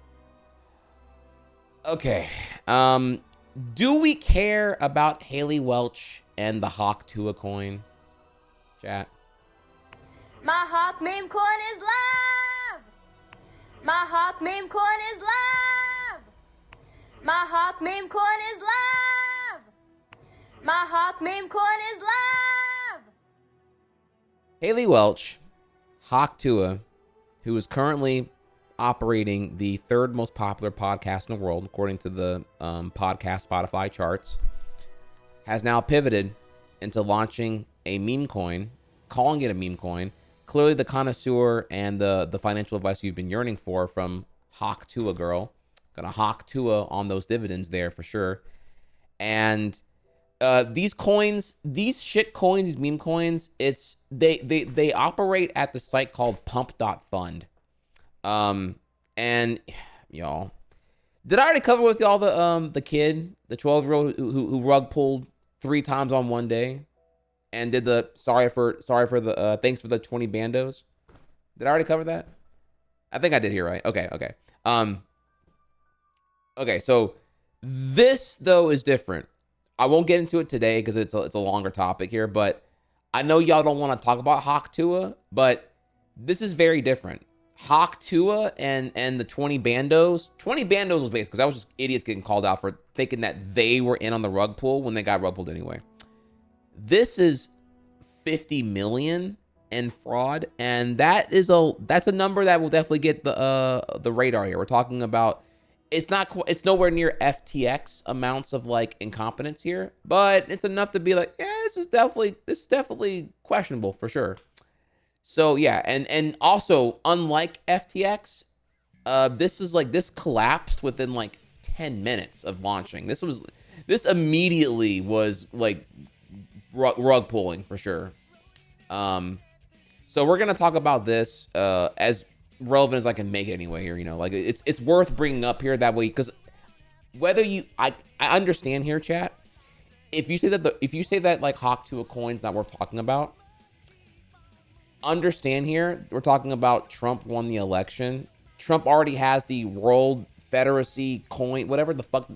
There's already a crypto that Trump's endorsing or participating in right now. So this is the crypto president. And hate it or love it, you need to buckle up here, because we're going to have more crypto shit happening. And so it's kind of like we have to now keep tabs on crypto by the extent of how relevant it will be now. It could have decayed into shit. Unfortunately, that won't be the case now. And Bitcoin's already like on pace to now be, remind me here again, one BTC is approaching 100K USD now. Like it was at, BTC was at about 70K for quite a while now. And now now we're shooting up here to, it's already past 100K. Okay. All right. Yeah. Look. So yeah, look, the reason why I want to cover Hawk Tuah is not because I think it's worth covering. It's more because we need to now keep tabs on crypto here, because I'm hoping that crypto is like an STD that remains like just, I don't want it to like infect the world economy, right? I don't want to like affect and infect us. I'm hoping it doesn't, but like you all here, I want to make sure that, I'm keeping, because I have to like now look into it here. Like I don't want to be involved in crypto, but I feel like I kind of need to now, because you're going to have a crypto endorsing president going forward here. And I kind of need to like make sure that I know what's going on there, so that I'm not getting caught being blindsided like some 08 recession shit or whatever, you know what I'm saying? So, yeah, that's kind of, I don't want to, I really don't, but I kind of want to look at, okay, what can we learn here about crypto enforcements, and what will the feds do about Hawk Tuah? And as this will become more common, you're going to see much more of like celebrity endorsed, popularity endorsed shit coins. And I'm really hoping here that I see like things like Hawk Tuah get called out, and we try to eradicate these like pump and dumps very clearly here. So we're going to cover Hawk Tuah, but then from there, we're going to just cover like generally the trends of, as we're seeing the crypto space become, it's going to try to be interwoven into the economy, which I don't want, but we need to kind of keep tabs on the whole thing here. So, I mean, yeah, just dude, it's so blatantly just MLMs everywhere, dude. It's so fucking annoying. Okay, so yeah, we'll talk more about Hawk Tuah tomorrow. I have this here, actually. I wanted to show with y'all this. I thought this was actually really interesting here. So, if y'all familiar with Ben Affleck, the actor, he actually, because we were talking about AI earlier, right? With the Snow White, Seven Dwarfs thing. Ben Affleck right here spit some pretty cool stuff, actually.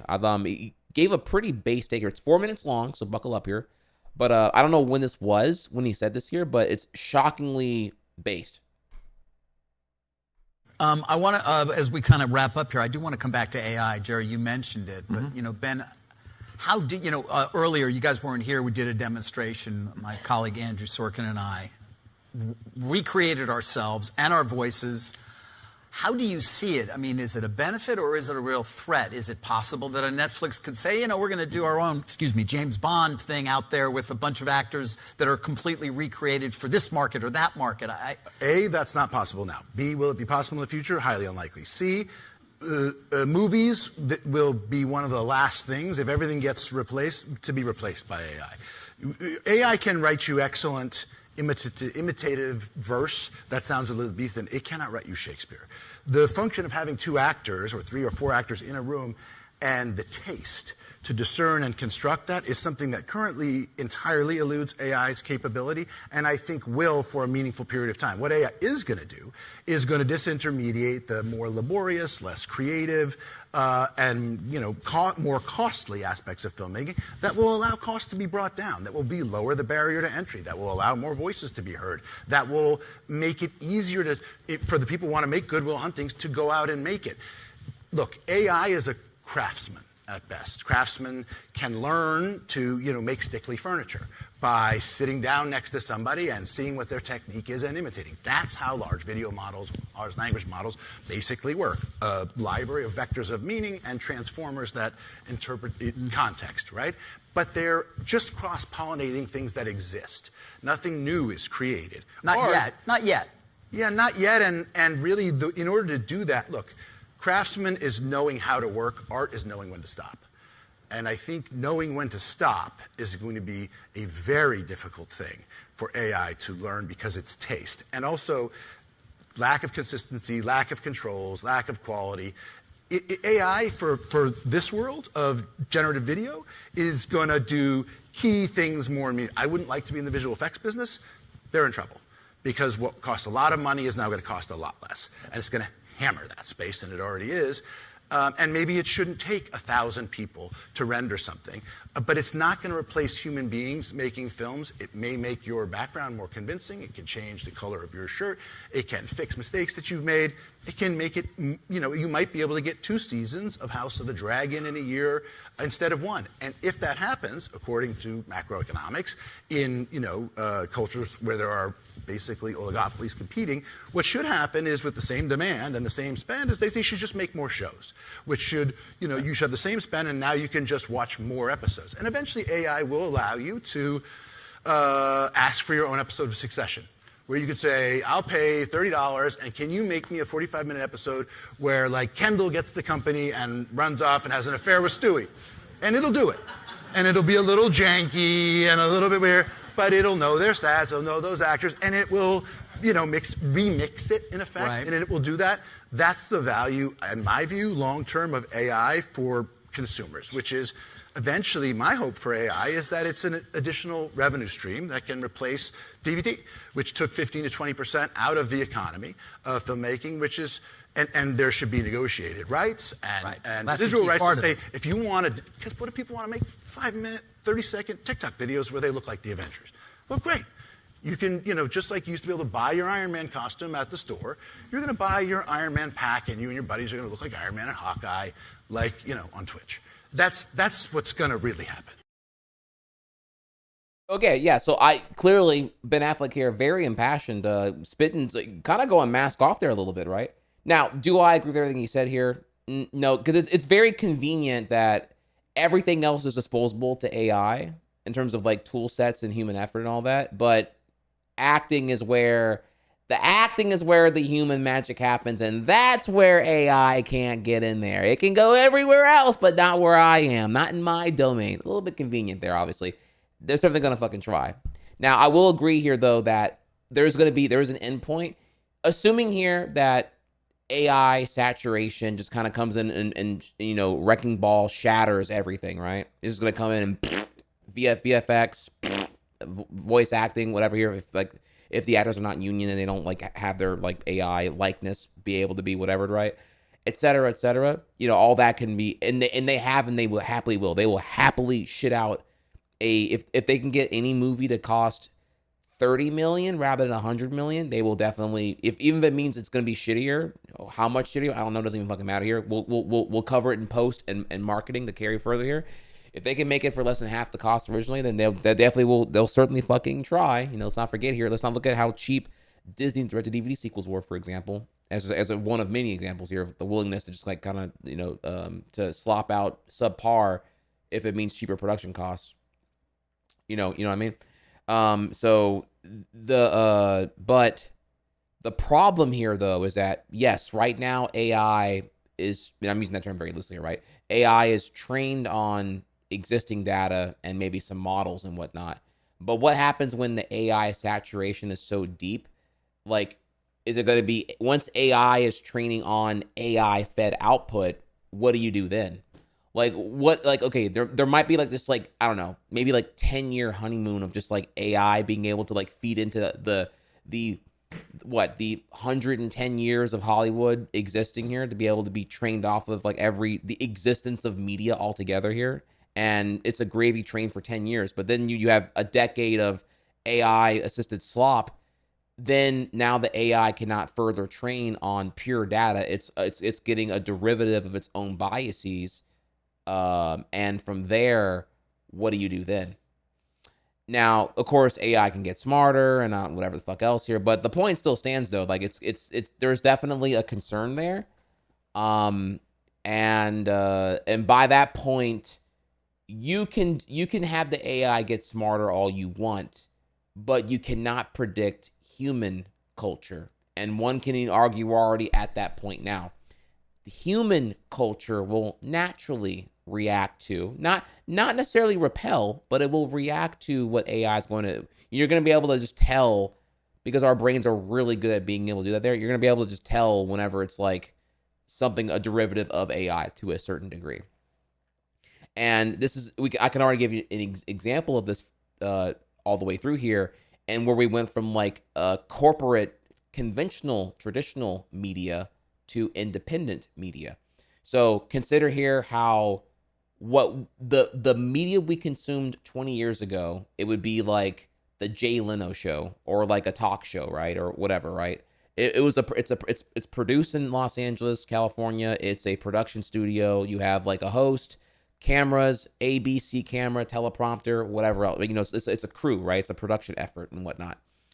Then you get to YouTube era, you know, let's just call the golden era, 2012 to 2016 here. You get to YouTube where there's like way more, not the early birds, right? But like whenever YouTube is like clearly a thing you can do full time now and you have a sizable audience, you're not an early adopter, you're actually here trying to make it happen. And you have YouTubers who are producing their videos, and it's like there is a bias going on here. The YouTuber who holds the camera to like give you an intimate view and perspective on their world versus it being this like production of people, right? Like if it's like, you know, I'm sorry, I have to use porn because porn's the really easy one to use here. Consider how, if you were on OnlyFans, consider the difference of the porn shoot where there's a crew and it's like, you know, some baddie getting backshotted, and there's like, you know, and like who's holding the camera, right? The camera is like doing a really informative angle. The back shot has like, you know, there's lighting going on so you can see, you know, the skeet and HD and all that. Everything looks good and whatnot, right? The whole way through here. And consider the difference there from that to the OnlyFans, which is like, you know, the camera's held by the person in question. It's intimate. It's like, it's personal. You know, it feels like or it's meant to convey the feeling that you're like, you know, it's intimate and it's only for you because you're the only fan. You feel me? And so there's a paradigm going on there with like almost the amateur shoot feels more grounded than the higher production stuff because of the culture of human media consumption from the 90s to the 2010s onward. You feel me?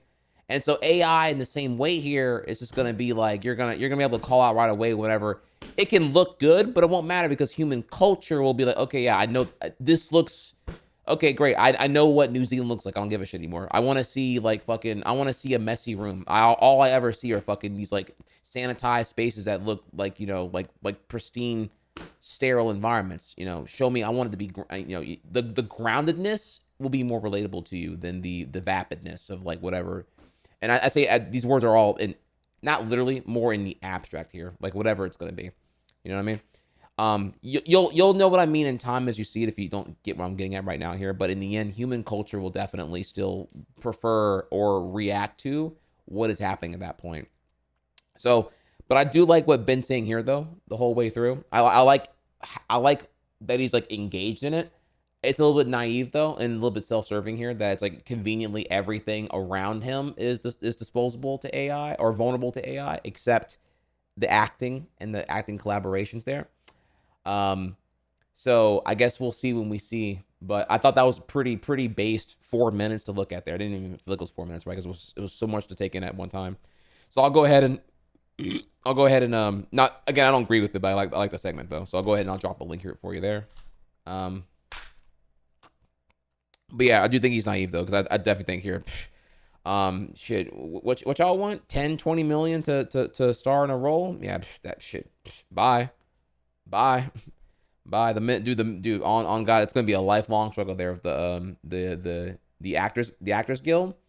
Man, they're gonna get hit hard here, and I'm hoping there's no scabs in our lifetime. But dude, when The minute that scab starts coming in here, it's going to be really, really bad. But I guess we'll see in time. We'll see in time. Moving on. So Twitch dropped this emote, a limited time emote, Cat in the Hat. It's our Cat in the Chat. I'm sorry here. It's already gone. It's not even here anymore. I'm already late to even report on it here. But people called out here that Cat in the Hat. Well, what do you think here, Chad? What do you think? You know, I've said nothing yet here. What do you think of the emote? I have spoiled here. It's already gone. And yes, you already know here. It is an AI emote. Okay, let me take a second here and break down my thoughts on that, right? Twitch says they're this like community first beacon, right? And they know they are sitting on a bajillion artists already. And with the most recent blunder being Bible Thump not getting its license renewed, the 10 years it expired, and now we're moving on. That's why you now have Big Sad as a replacement emote, right? Like, yeah, you know, this was done by artists very clearly here. And yeah, you're sitting on hella talent on Twitch, which would reinforce your community-oriented whatever, hug box and whatnot, right? Why use the AI? Why use the AI when you know, like, I don't get it, dog. Like, are y'all bleeding this much money? Like pay, like, wake, like, did y'all see that Coke ad, by the way? Man, do I have to try that again here? Like, dude, that Coke ad looks like shit, dude. That the holiday Coca-Cola ad with all the AI crap in it. It looks terrible. Look, it looks. I'm sure normies are like whatevering on it, maybe because it's being shown in like 240p Facebook feeds and whatnot here. But it looks, if you look at it at full res, it looks like crap. I'm just like, bro, this is not, who is this fooling, dude? Like everything just sucks ass now, dude. Wait, what? Oh, you don't know? Here, let me so Coke had this ad recently, and it looks fucking terrible, dog.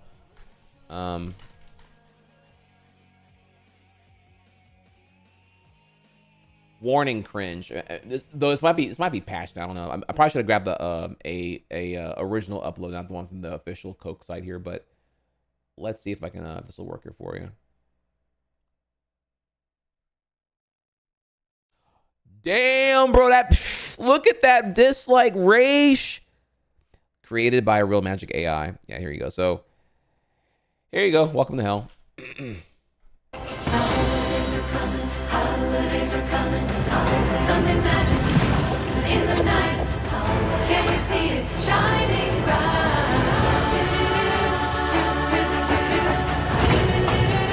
Always Coca-Cola. Holidays are coming, holidays are coming, holidays are coming, holidays are coming, holidays are coming. Yeah, dude. So we're at this time right now, at least, where, like, you know, these video generative AI stuffs have a lot of tells. And you'll see here, the biggest one to me, well, aside from it just looking, the details are just like, it's like fuzzy or like smooth or something, like the anti-aliasing is. I don't know. There's something about the detail level that's off-putting because it's trying to pass as like live action, and it just looks AI. It looks synthetic, right? But the biggest tell to me right now is that it's hiding most of its most vulnerabilities with the shot compositions. You're gonna see here, I don't know what it's called, but it's like this. It's the slow creeping zoom. It's either slowly closing in or slowly retreating away. And it's that shot on everything because it can't do, for some reason, it cannot hold a continuous shot. It has to be a moving angle for some reason, and it looks like crap. So look, if you look at it here, it's always that shot and everything I'm seeing here. Plus the trucks look. Oh god, I'm such a hater because it's so fucking uncanny. It's trying to pass as real, And because it's not achieving that, it's coming closer to it without actually achieving it. It just looks uncanny and it's really uncomfortable. It just looks like. Now the thing is though, there probably had to be a call here that this is like so much cheaper to do. Plus there's this one shot here. Wait for it on the bridge. Also, wait. Look at the dog's tail. Hang on, where's that here?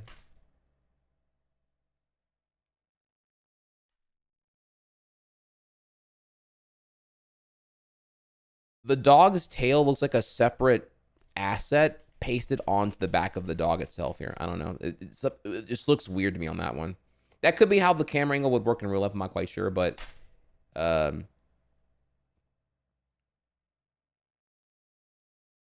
there's this like bridge shot here. It's something around right here. I don't know if I want to say it's like. This looks really unconvincing to me. Like I don't even know what is this Rainbow Ride? Like whatever here, okay? Like, and then this here also looks, I don't know, dog. It's just it's weird. It looks like shit, dude. And I don't know. And there probably was post-production work done to clean up the garbage to make it look better anyway. I'm curious of the created by Real Magic AI here. I'm going to assume here, right? Because I don't think Coke wants to disclose that's an AI thing. But I'm assuming this was done not for transparency reasons, but because that would be like ethical, right? No, fuck that. They don't care about that kind of shit. No. The disclosure of the Real Magic AI usage here was probably because Real Magic AI gave them a massive discount if they were shouted out in the video. Like, this is what they're going to use to reinforce to shareholders here. Oh, look, a Fortune 500 company is using us. Look at what we did here. And then they can flex the numbers here. Yeah, their previous shoots for their shit would cost them, whatever, right? Like a $50 million commercial. But we did it for like $60,000, So they're therefore invested us and we're going to revolutionize everything here. So this is my perspective on it here is that this is kind of how you think about the Unreal Engine model. Like it's like you can use our shit, but we want a revenue percent, and or we want either publicity or revenue or both.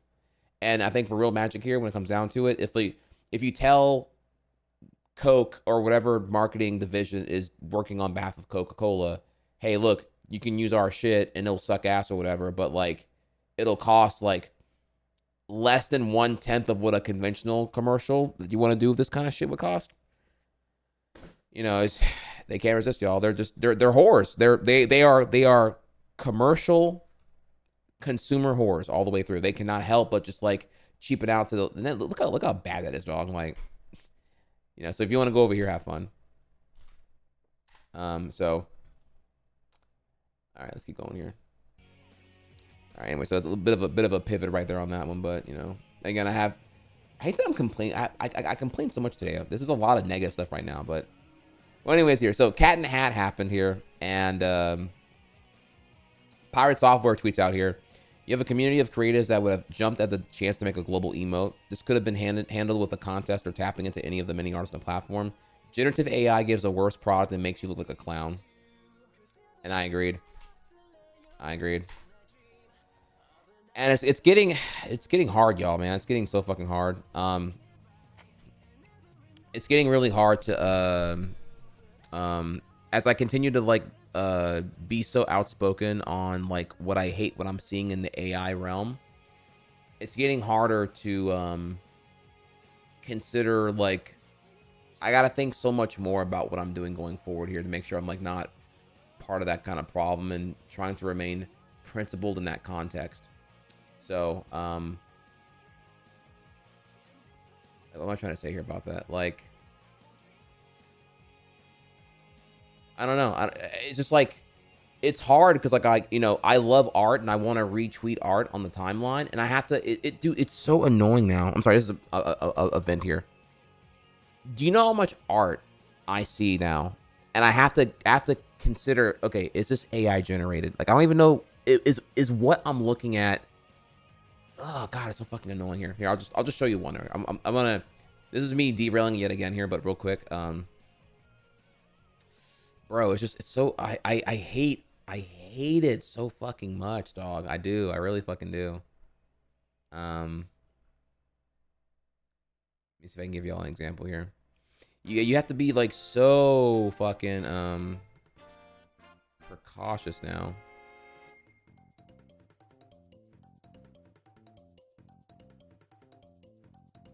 So here, I'll give you like an example of one, right? So here was some art I came across today. And I was like, I wasn't sure if it was AI right away, though the name kind of gives it away. But I didn't see it right away. I saw on the timeline just raw, right? And I was like, but I looked at it and I'm like, what? It's making me it's giving me a tell that it's AI though. And then I looked, I saw it scrolling. Then I looked at the name. I'm like, okay, this is AI. And I'm like, okay. And it's like it's some combination of the background, how the hair flows, and how the bracelet just kind of all. You have to look at it hardcore here, but like, the point being is that like I can't even admire like Japan time art anymore. I have to like vet whether or not it's like was it AI? Was it ethical AI? Is it like AI and then touched up with human? Like it's getting complicated now, bro. It's getting really fucking complicated, and I hate that it is complicated. I wish we were back to fucking just this, bro. Like it's just not what it used to be, dude. If you're an aspiring artist, it's kind of like it just hits a lot harder now, because it's like, man, I feel so bad for where things are now. Can't even goon on main, bro. Just gotta fucking.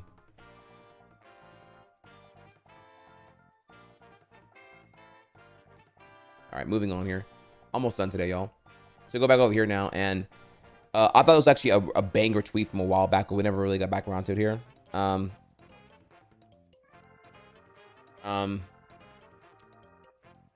It's not like I check out how frequently the artist posts. The AI ones get churned out like nothing. True, very true. Actually, yeah. Dude, you're not wrong there.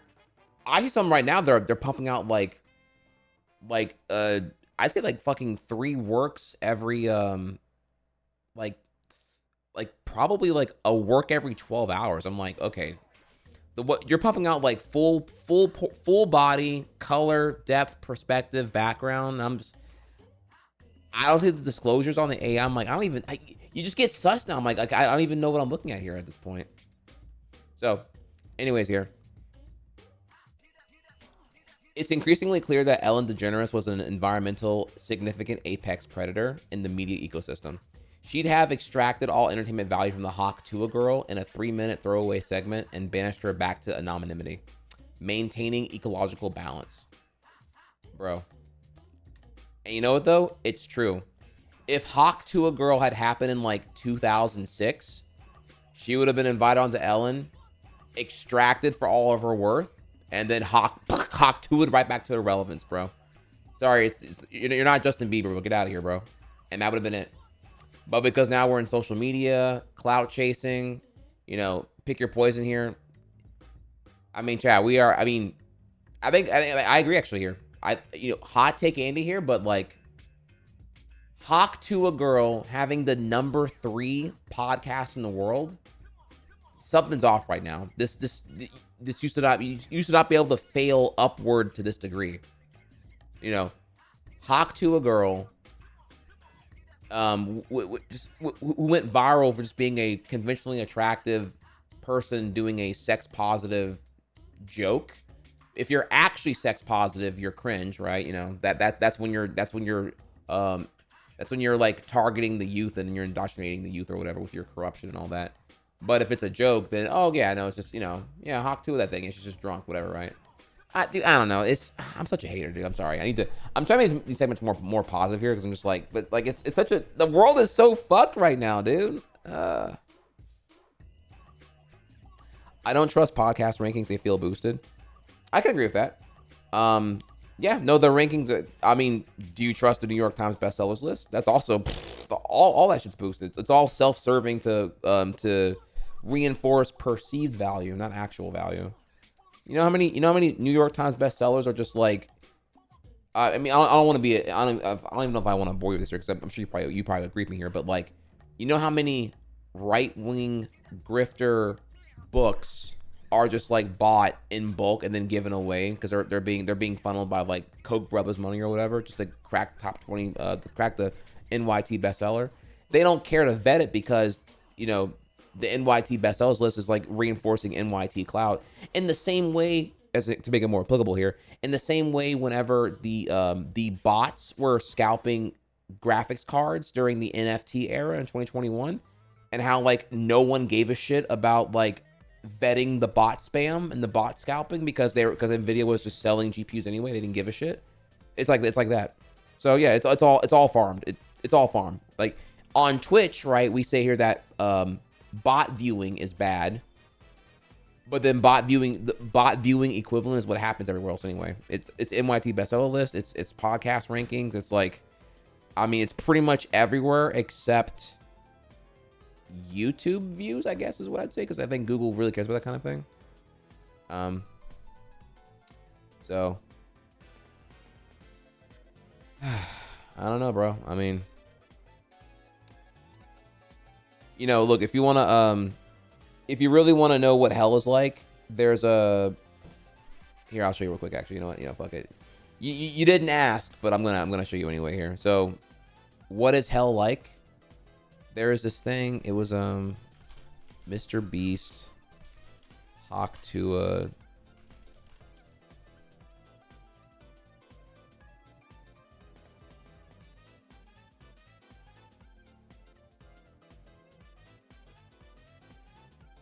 All right, let's go to hell. All right. So this happened, and yeah, this is I'm guessing this is where normies are. To the pen, to the king. Where's my crown? That's my bling. Always drama when I ring. See, I believe that if I see it in my heart, smash through the ceiling, cause I'm reaching for the stars. Whoa, this is how the story goes. From the screen to the ring, to the pen, to the king. Where's my crown? Okay, yeah, fuck that song. Okay, so yeah. So Mr. Beast rents out of the theater, and they eat lunchly, moldly. They eat moldly watching Hawk to a podcast. It's like it's man. I don't know. I mean, there's it feels like Black Mirror can't even keep up with like parodying this shit anymore. Like, you know what I mean? Just like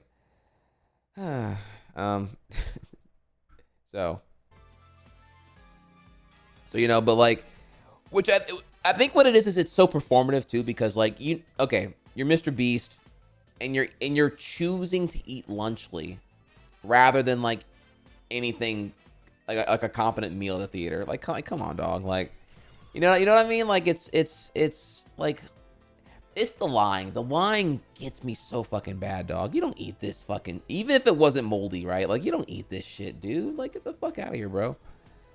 All right. Anyways. So yeah, I'm dropping this right here. It's a fucking banger. I forgot how I ran. This is from a while ago because I haven't streamed in like 2 weeks now. But like, I wanted to show y'all an abandoned ad that the Harris campaign never ran, and I'm kind of shocked they never did because it's actually really, really good, and it's kind of further reveals how horribly ran that campaign really was. Get it. The cost of rent, groceries, and utilities is too high. So here's what we're going to do about it. We will lower housing costs by building more homes and crack down on landlords who are charging too much. We will lower your food and grocery bills by going after price gougers who are keeping the cost of everyday goods too high. I'm Kamala Harris, and I approve this message because you work hard for your paycheck. You should get to keep more of it. As president, I'll make that my top priority. Get it. The cost of rent, groceries, and utilities. Bro, imagine going from whatever this was to like, yeah, I'm tough on the border, running around with Liz Cheney, having Clinton go to Michigan and tell the Arabs to go fuck off and, you know, get over it. The Palestinians deserve it or whatever here. Like, It's like when you appointed Tim Waltz, you saw record fundraising, and then by the time we get to like late October, going into November, it was just like, what are we doing, real? What the fuck are we doing, bro? This is an unaired ad. This is like, I don't know, like, why wouldn't you roll this here? Like, all I hear everyone bitching about was like groceries. Well, it was, dude, they're bitching my life. It was, what was it? Haitians eating dogs and illegals everywhere and $3 milk or whatever the fuck they were. Yeah. Meet them where they are. Tell them, yeah, you're gonna fix that shit. Tell them, like, I'm blown away. This ad was not ran. I don't get it. Who were these consultants? Fire all of them. Fire all of them and exile them from the Democratic Party.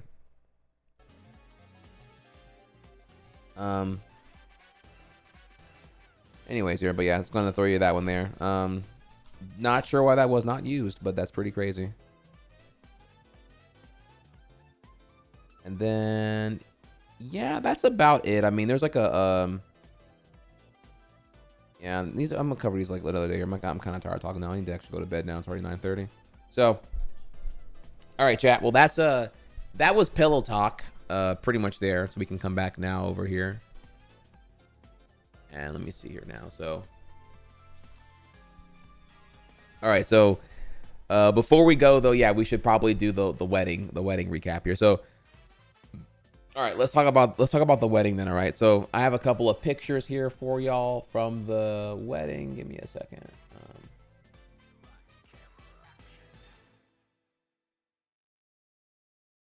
Give me 1 second.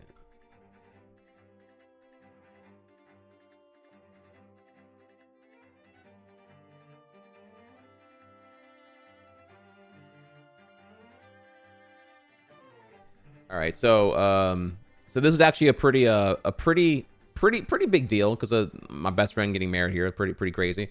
So your boy Hex does have a life outside of Twitch, and I got friends. I'll be touching grass and shit and whatnot. So what I got for you out here today is this here. I think you'll like what you'll see actually. So one of my close coworkers, God gamer, WoW addict, Wes, he got married recently. I could keep thinking I had that muted, and I don't actually. He got married recently. I'm sorry about that. I'm keeping y'all awake here. Okay, so here's a picture of all of us at Wes's wedding. So this is me and Venom and Wes and his wife and Sheer and his girl. So you got me in the suit and whatnot. You know what I'm saying? That's how I'm rolling right there. You feel me? All right. And here's a okay. Well, Sheer had the Dragon Ball socks on, and I had to hit him with the let all the haters know where the nuts be gripping here and whatnot. So there. there is that right there. Okay. And then but yeah, recently Sheer and his girl got married. Sheer and Claudia. Y'all may remember Claudia came over that one time whenever they were during the subathon and whatnot. Well, they tied the knot and she was looking like a doll, y'all. She was looking like a queen yesterday. So that's what happened. That's where we were. And I'm showing them because they were already on camera. So I'm not doxing. You already saw them. They don't really care. And I actually don't have any pictures of them. I didn't take any at the wedding, forgive me here, but yeah, they're getting all their wedding photos, whatever, right now. So this is like what I had on their Facebook and whatnot here. So, so yeah, there's that there. And now I get to show you all the fun stuff here. So let me show you the.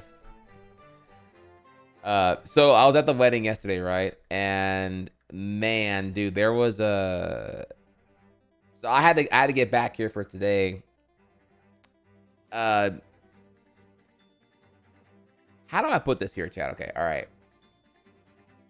So listen, I'm not the biggest dance floor guy, right? Like I'm not like a club guy, I would say.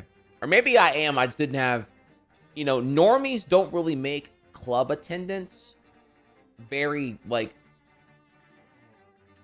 accessible. You have to kind of already be drunk or be really in, like, you know what I mean? Like, you're not like, if you're like a gamer or you're like me, maybe I'm like not as extroverted enough here because I, you know, whatever, right? But like at TwitchCon, I feel like I'm around my kind, and I'll you know, I'll go there and whatnot.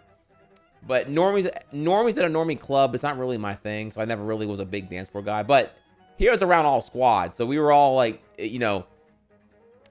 And I always didn't hear that wedding DJs, they fucking suck, bro. But like, Sheer booked this guy, and dude, this guy knew what was up, bro. Now, I want to clarify here real quick, okay? Because it's about to get a little ratchet, right? So, this is Louisiana, okay? This is Louisiana, right? Do y'all know what he plays? He played this song, right? He put this song on, and this is a Louisiana. This is a Louisiana staple here, okay? He put this on, had my ass, I was about 4 shots in, right? Had my ass running to the dance floor, like, that's my shit. That's my shit, bro. Let's fucking go. So, I want to show y'all here, if you're not from Louisiana, you're not gonna understand, okay? You're not gonna understand, all right? But for the real ones, they know. All right. For everyone who's not from the South, it's about to be an education thing right now, okay? So like, you guys gotta understand, okay? This is different, all right? It's different. All right, let's do it.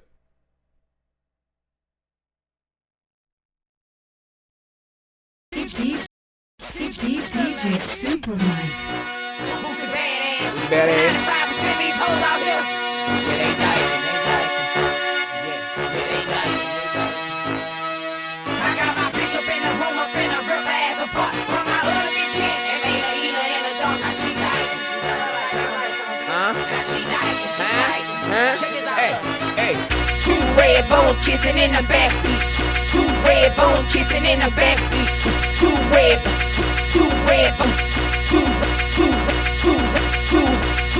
bones kissing in the backseat. Girl, don't stop, keep going, that relax me.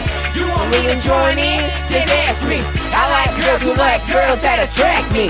Her and her friend got drunk and she made a move. She licked a girl on her stomach and she couldn't refuse. Now she confused, cause she like niggas too. She bisexual, but it's cool. She made a promise to her girl she wouldn't go tell nobody. One got her hair cut off, now they can't hide it. Now they like it, they like it. They play when they bath. And before they go to sleep, they lock them like crab. I got my bitch up in the room, I'm finna rip her ass apart. Put my other bitch in, and made her eat her in the dark. Now keep dyking, they dyking.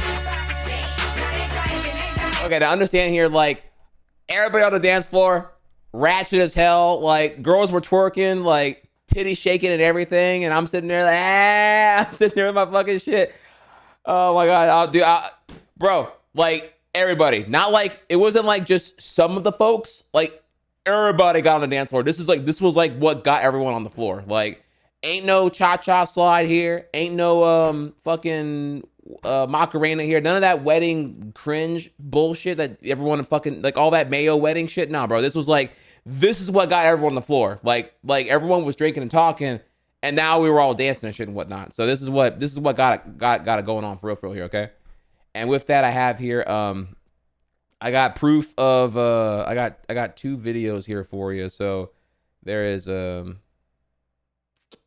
that's the wrong folder actually. Hang on 1 second, I gotta find it here real quick. Where did I download this shit at, actually? I thought I had it here. My bad. Where is this? Sorry, I'm kind of dumb right now.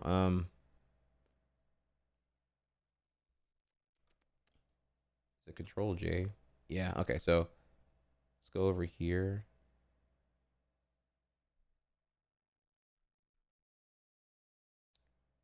Oh, I see. Okay. All right. So.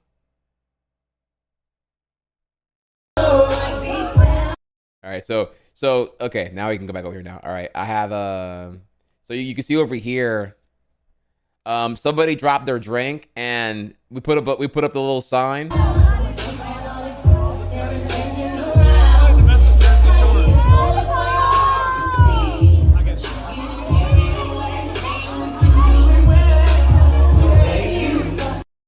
And that's like where, like, this is like an hour and a half later, right? Like I've been dancing, been doing all that, right? And then This one right here. Wake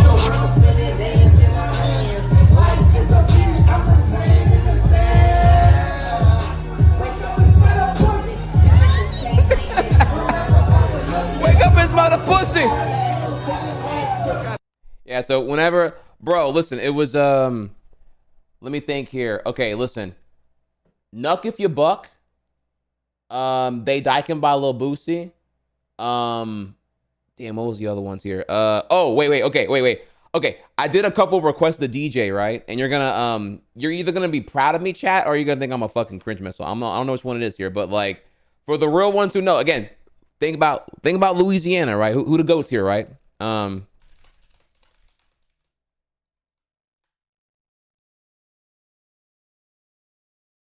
right. Hear me out, right? I asked them to put this shit on, bro. Crazy here. Throwback time. you gotta say it right. Y'all not from around here, but y'all don't understand, okay? That juvie, baby. She get it from my mama. Where she get that ass from? She get it from my mama.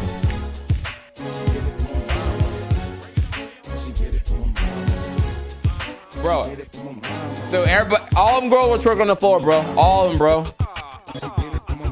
Oh, where she get her eyes from? She get it from my mama. Oh, where she get her thighs from? She get it from my mama. Where she learn how to cook from? She get it from my mama. Oh, where she get them looks from? She get it from my mama. Oh, where she get that ass from? She get it from my mama. Oh, where she get her class from? She get it from my mama. Oh, where she get that chest from? She get it from my mama. Where she learn how to dress from? She get it from my mama. Where does she get her sins from? She get it from my mama. Where does she get her income? She get it from my mama. Where she get the dog from? She get it from my mama. Nigga, where she get the dog from? She get it from my mama. I wonder why she's so crazy. She get it from my mama. Why she wanna be my old lady? She get it from my mama. Why she be acting like that? She get it from my mama. Why she ain't give me the cash? She get it from my mama. A big fine woman to make you smile when she pass you.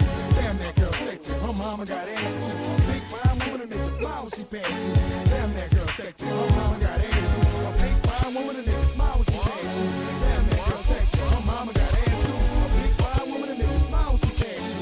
Damn, that girl sexy. All right, look, bro, look. If y'all a hater right now, y'all, if you on the dance floor and this shit coming on, bro, you there on God, bro. Like, shit, like, see, all you new cats are all like, you know, oh man, my shit was Carter 3, my shit was Carter 4, bro.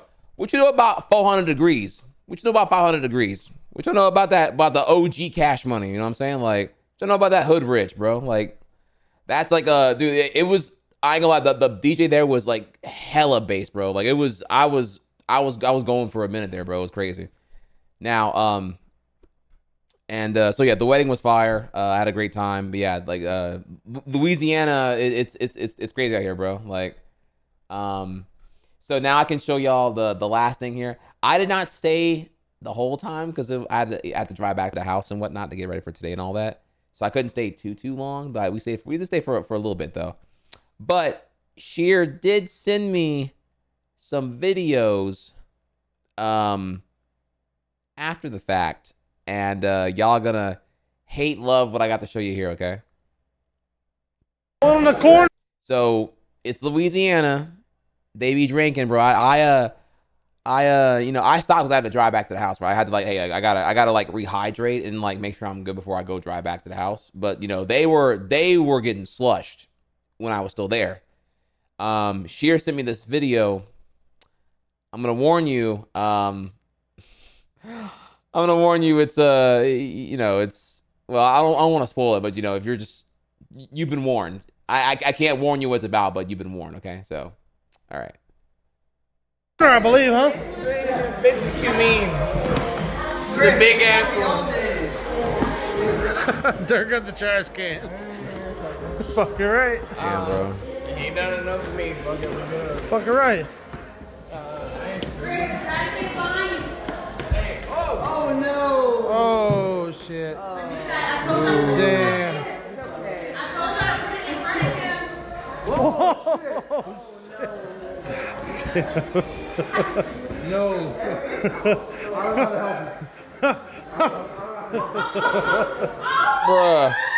Bruh. Dude, when everyone is so shit-faced, like just go to the sink. He's carrying the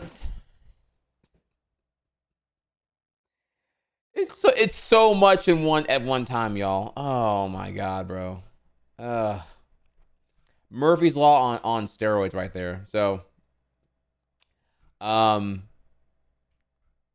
wait, I didn't show you this picture actually yet. I'm sorry. Yeah, here's the. I meant to show you this. I'm sorry.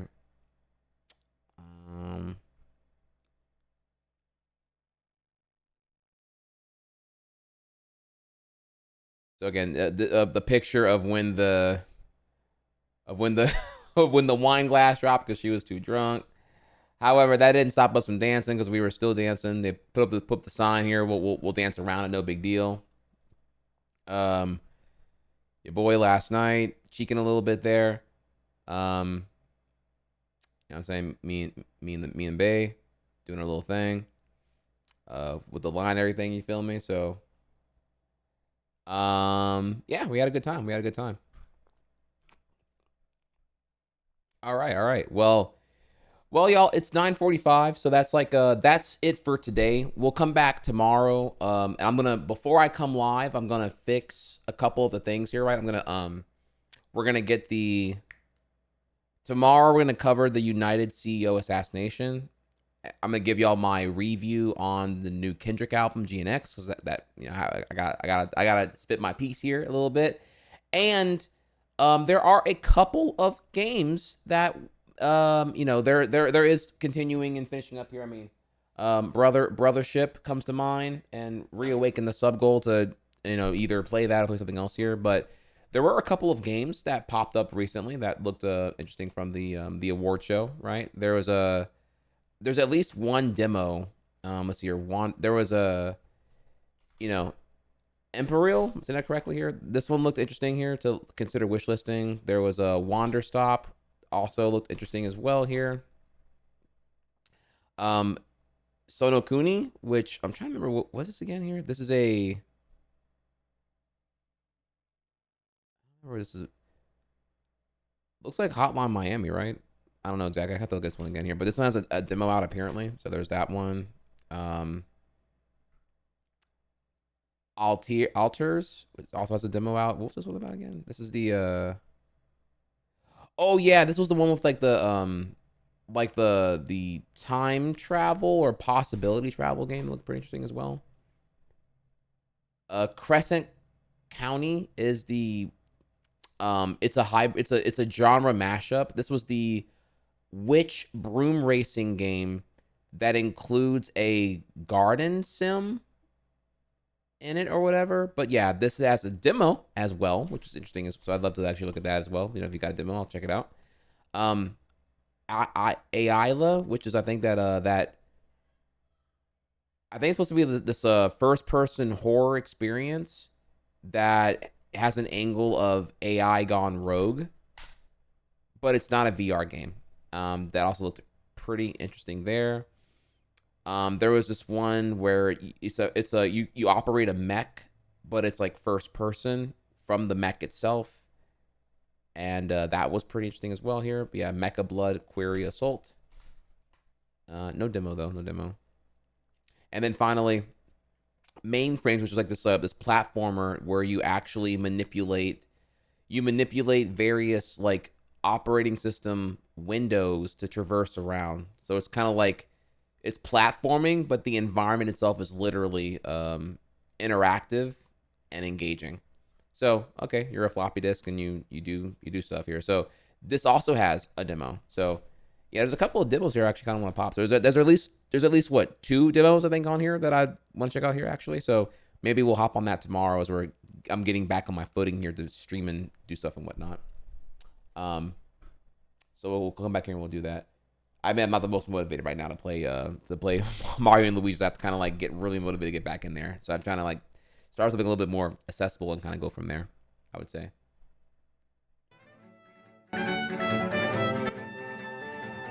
All right, well, with that, y'all, I love all of you. I hope y'all enjoyed today's little chill stream. I'm sorry that I was so hateful. I do apologize here about that. Actually, fuck that song. All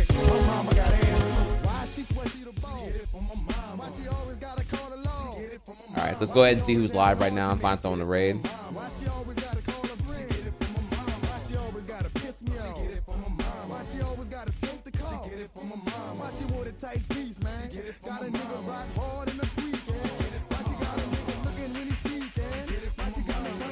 Bongos.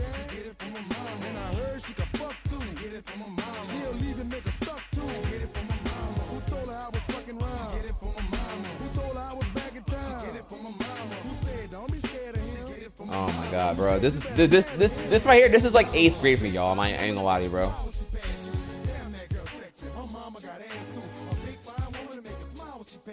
Bro, dude. Mama got ass, you get it from a mama, bro. Y'all had to be there, bro. Y'all had to be there, bro. Dude, we need to set it off, bro. Bro, this shit right here, another one. Okay.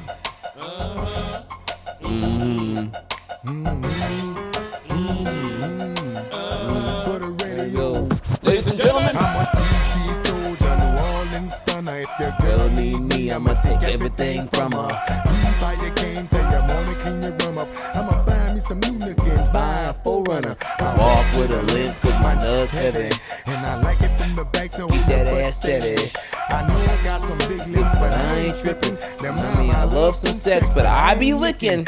Not him though. Whipping. You don't want it, girl, you don't know what you missing.